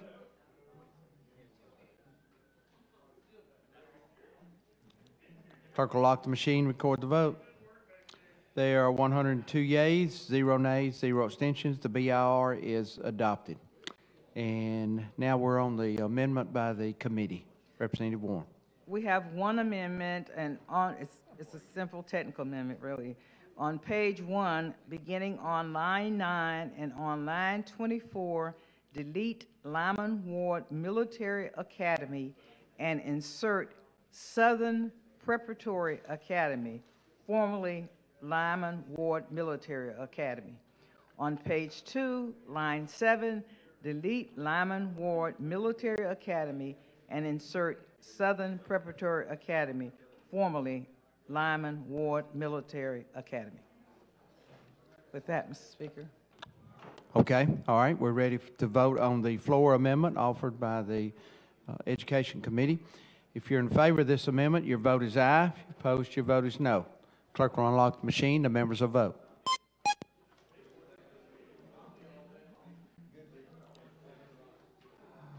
All the members voted. All the members voted. Clerk will lock the machine, record the vote. 102 yeas, 0 nays, 0 abstentions, and the floor amendment, the committee amendment is adopted. And Representative Warren, we're back on the bill. We're now asking for final approval. Okay, we're on final passage of House Bill 141 as amended. If you're in favor of this bill, your vote is aye. If you're opposed, your vote is no. Clerk will unlock the machine. The members will vote.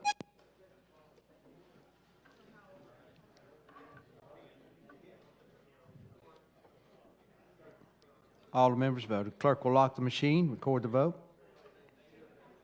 102 yeas, 0 nays, 0 abstention, and House Bill 141 is passed. Thank you very much.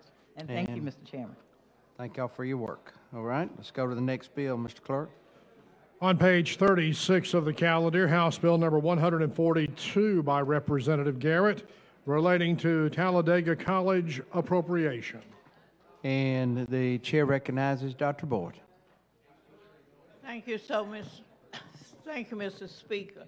House Bill 142, as introduced, appropriates $1,069,234 from the Educational Trust Fund to Talladega College for the fiscal year ending September the 30th, 2023.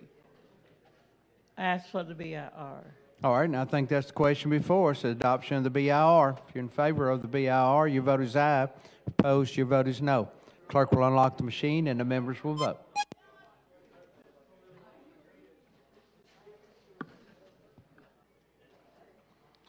All the members voted. Barbara. Clerk will lock the machine, record the vote. There are 102 yeas, 0 nays, 0 abstentions. The BIR is adopted. Dr. Boyd, we're back on the bill. I ask for final passage. Okay. All right. The question before us is final passage of House Bill 142.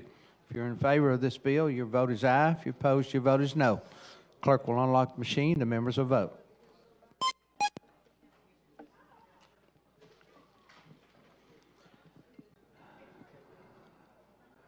All the members voted. Clerk will lock the machine, record the vote. There are 102 yeas, 0 nays, 0 abstentions, and House Bill 142 is passed. Thank you, Mr. Speaker, and ladies and gentlemen of the House. All right, members, that was the last bill on the special order calendar of the education budget. And Mr. Chairman, appreciate it.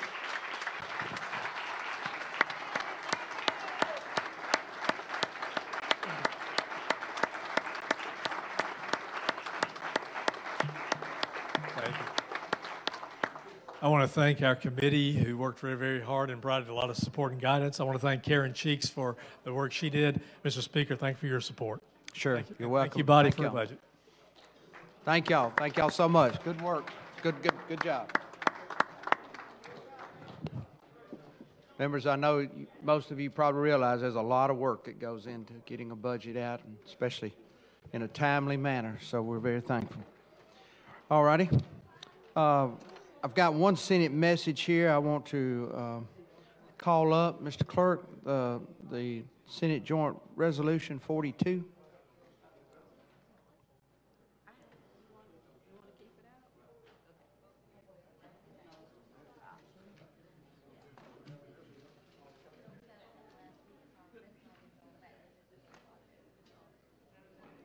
Senate Joint Resolution number 42, creating the Alabama Public Records Study Task Force. And Representative Collins, you're recognized on this Senate message. Thank you. We've had several attempts to have some legislation about open records. And so what this does is creates a task force on the off season to study and make the best decisions. Right? Okay. Is seeing no questions, I think the motion would be to concur. All right, the motion.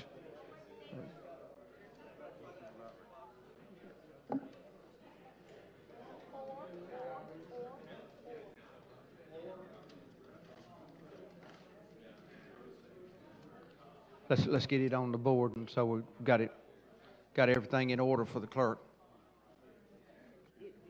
And while we're waiting on that, the chair recognizes the lady from Madison, Representative Hall.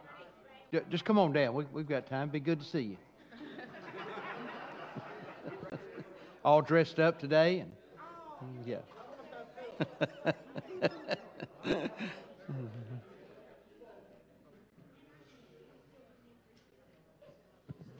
Thank you, Mrs. Speaker. I just want, when we get these messages from the Senate, I want to know what they said. I mean, we talk about, we got a message back. What does it say? It was the SJR was creating an open records task force. Okay. So that when we're not in session, this group can meet together to look at how we want to proceed. And who would make up that task force? Because, you know, when we pass resolutions, we don't have them in hand to read them. So we don't know what they're saying unless we request it. So do you mind giving me some idea what that makeup looks like? I don't mind. I don't have a copy of it in front of me. I think they have one here.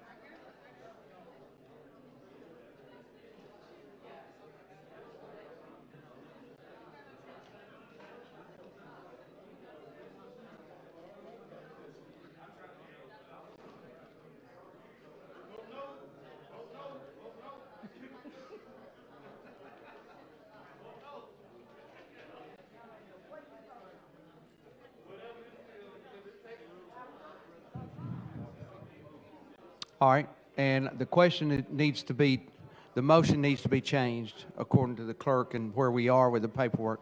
What you need to do is, the first motion will be to suspend the rules, and to suspend the rules for the motion to adopt the resolution. That's what, it's not been through the body before. This is the first time, so we're not concurring. We're just simply asking to suspend the rules so that we could adopt the resolution. That's fine, that's fine. All right, members, are there any objection to the rule? Representative Hall? I would like to make sure it's read. The resolution is Yes, read? sir. All right, let's see if we can do that. And let's go ahead and read the resolution.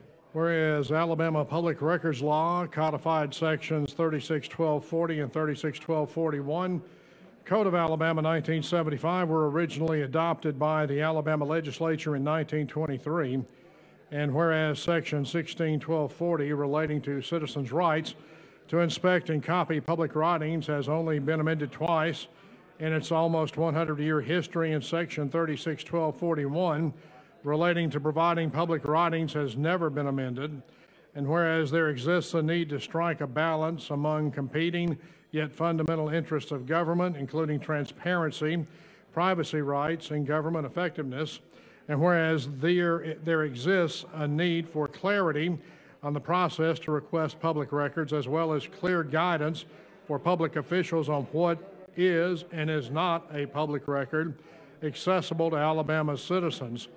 Now therefore be it resolved by the legislature of Alabama, both houses thereof concurring, that there is hereby created the Alabama Public Records Study Task Force to study current Alabama statutory law and case law, and recommend proposed legislation to update Alabama's public records law. A, the task force shall be composed of the following members. 1, 3 members appointed by the governor, at least 2 of whom shall be representatives of state agencies. 2, 1 member appointed by the lieutenant governor. 3, the attorney general or his or her designee. 4, 1 member appointed by the Senate President pro tempore. Number 5, 2 members appointed by the Speaker of the House of Representatives. 6, 1 member appointed by the Chief Examiner of the Alabama Examiners of Public Accounts. 7, 1 member appointed by the Alabama League of Municipalities. 8, 1 member appointed by the Association of County Commissions of Alabama. 9, 1 member appointed by the Alabama Association of School Boards. 10, 1 member appointed by the Alabama Press Association. 11, 1 member appointed by the Alabama Broadcasters Association. 12, one member appointed by the Executive Director of Alabama Public Television. 13, one member appointed by the Executive Director of the Alabama Ethics Commission. 14, one member appointed by the Alabama Retail Association. 15, the Deputy Director of the Alabama Law Institute, or his or her designee who shall serve as chair of the committee. B, the appointing authority shall coordinate their appointments to assure that the task force is inclusive and reflects the racial, gender, geographic, urban, rural, and economic diversity of the state. C, the task force shall hold its first meeting within 60 days of this resolution's passage at a time and place designated by the chair. Each appointing authority named herein shall provide a copy of this resolution upon its passage. D, the task force shall seek and accept comments in writing. The task force shall hold at least one hearing in Montgomery after having provided at least 30 calendar days, published or broadcast advance public statewide notice. Persons wishing to speak at any hearing conducted by the task force shall notify the chair of the task force at least 7 business days before the hearing. All hearings and meetings of the task force shall be open to the public. All materials submitted to the task force for consideration shall be open records. E, the task force shall prepare a report of its findings, conclusions, recommendations for proposed reform legislation to the legislature not later than the 3rd legislative day of the 2023 regular session. In preparing its report, the task force shall include recommendations for accessing public records, taking into account public agency size and resources, records that should be exempt from public discourse, enforcement, and penalties, and any other areas the task force finds necessary. Upon filing its report with the legislature, the task force shall stand dissolved and discharged of any future duties and liabilities. Thank you. Thank you, Mr. Speaker. We're going to understand a lot more about that resolution than probably most of the ones that we go through. But at this time, I'd like to withdraw my motion. All right. I'd like to make a motion to recommit it to rules so it goes through the regular process. All right, I think that may be a great idea. And may I suggest you might want to amend it to make sure, as I listened to all of those individuals, that the leaders from both the minority group, are included. I know the language isn't. That's going to come on it through rules. Okay, Yes. just want to make sure we take. Thank you. All right, I think that sounds all right. All in favor of that motion signify by saying aye. Aye. Any opposed? All right, and that motion is adopted. All right, the gentleman from Marengo County, Representative McCampbell, you're recognized. Be personal privilege. Thank you, Mr. Speaker. I just wanted to ask about that resolution again. I think I wanted to know exactly how many people are going to be on that task force. Then how are we going to coordinate the representation of minorities on that task force? I understand. I think there'll be plenty of time when for we that look to at it, address it. when we look at it, all those people with one appointment, unless there is a coordinated effort, then it may be lacking in terms of equal representation. Okay. All right. Good points. Good Thank you, points. sir. Okay. All right. We'll address that. All right. The chair recognizes the pro tem for a motion. And before you do that, Mr. Pro Tem, we got an announcement. Mr. Pro Tem, let's see a personal privilege from Chairman Rich. All right. Thank you, Mr. Speaker. Just quickly, I talked to Representative McMillan on Friday. He called me, and he thanked me and all of you that had signed his Get Well card, and he seemed to be doing quite well.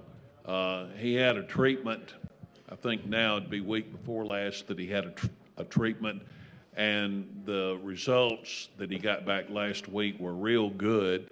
They felt very positive about it, and they're going back to have another treatment this week.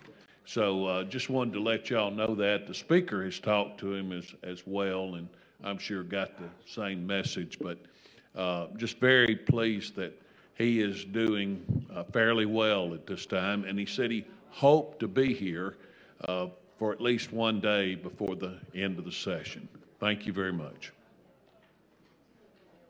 All right, and thank you for that report. I know many of you are praying for him. We need to continue that, and we're thankful for the good news. All right, and I think we had 2 birthdays. Representative Holmes, do you have a birthday? When was your birthday? Today? Is today your birthday? Well, hey, come down. We need to see this. I don't know. I mean, yeah, I like that. I like that. That's pretty good. Then Parker Moore, how about Representative Moore? When was your birthday? Today. 2 birthdays today. Somebody needs to go to the mic and sing happy birthday. Dr. Gaston, lead us in a birthday. We'll join in with you. Thank you, Mr. Speaker. As we sing, happy birthday to you. Happy birthday to you. Happy birthday, representatives. Happy birthday to you. Happy birthday, members. God bless you. All right. Mr. Pro Tem, give us a motion. Thank you, Mr. Speaker. Mr. Speaker, I move that the House leave the journal open until such time as the clerk completes his paperwork, and at which point we will stand in adjournment until Wednesday, March the 9th. I almost said November the 9th, which I will not be a member of the legislature then. We will stand in adjournment until Wednesday, March the 9th at 4 p.m. All right, members, you've heard the motion before you. All in favor of that motion signify by saying aye. Any opposed? All right, I think the ayes have it. We adjourn.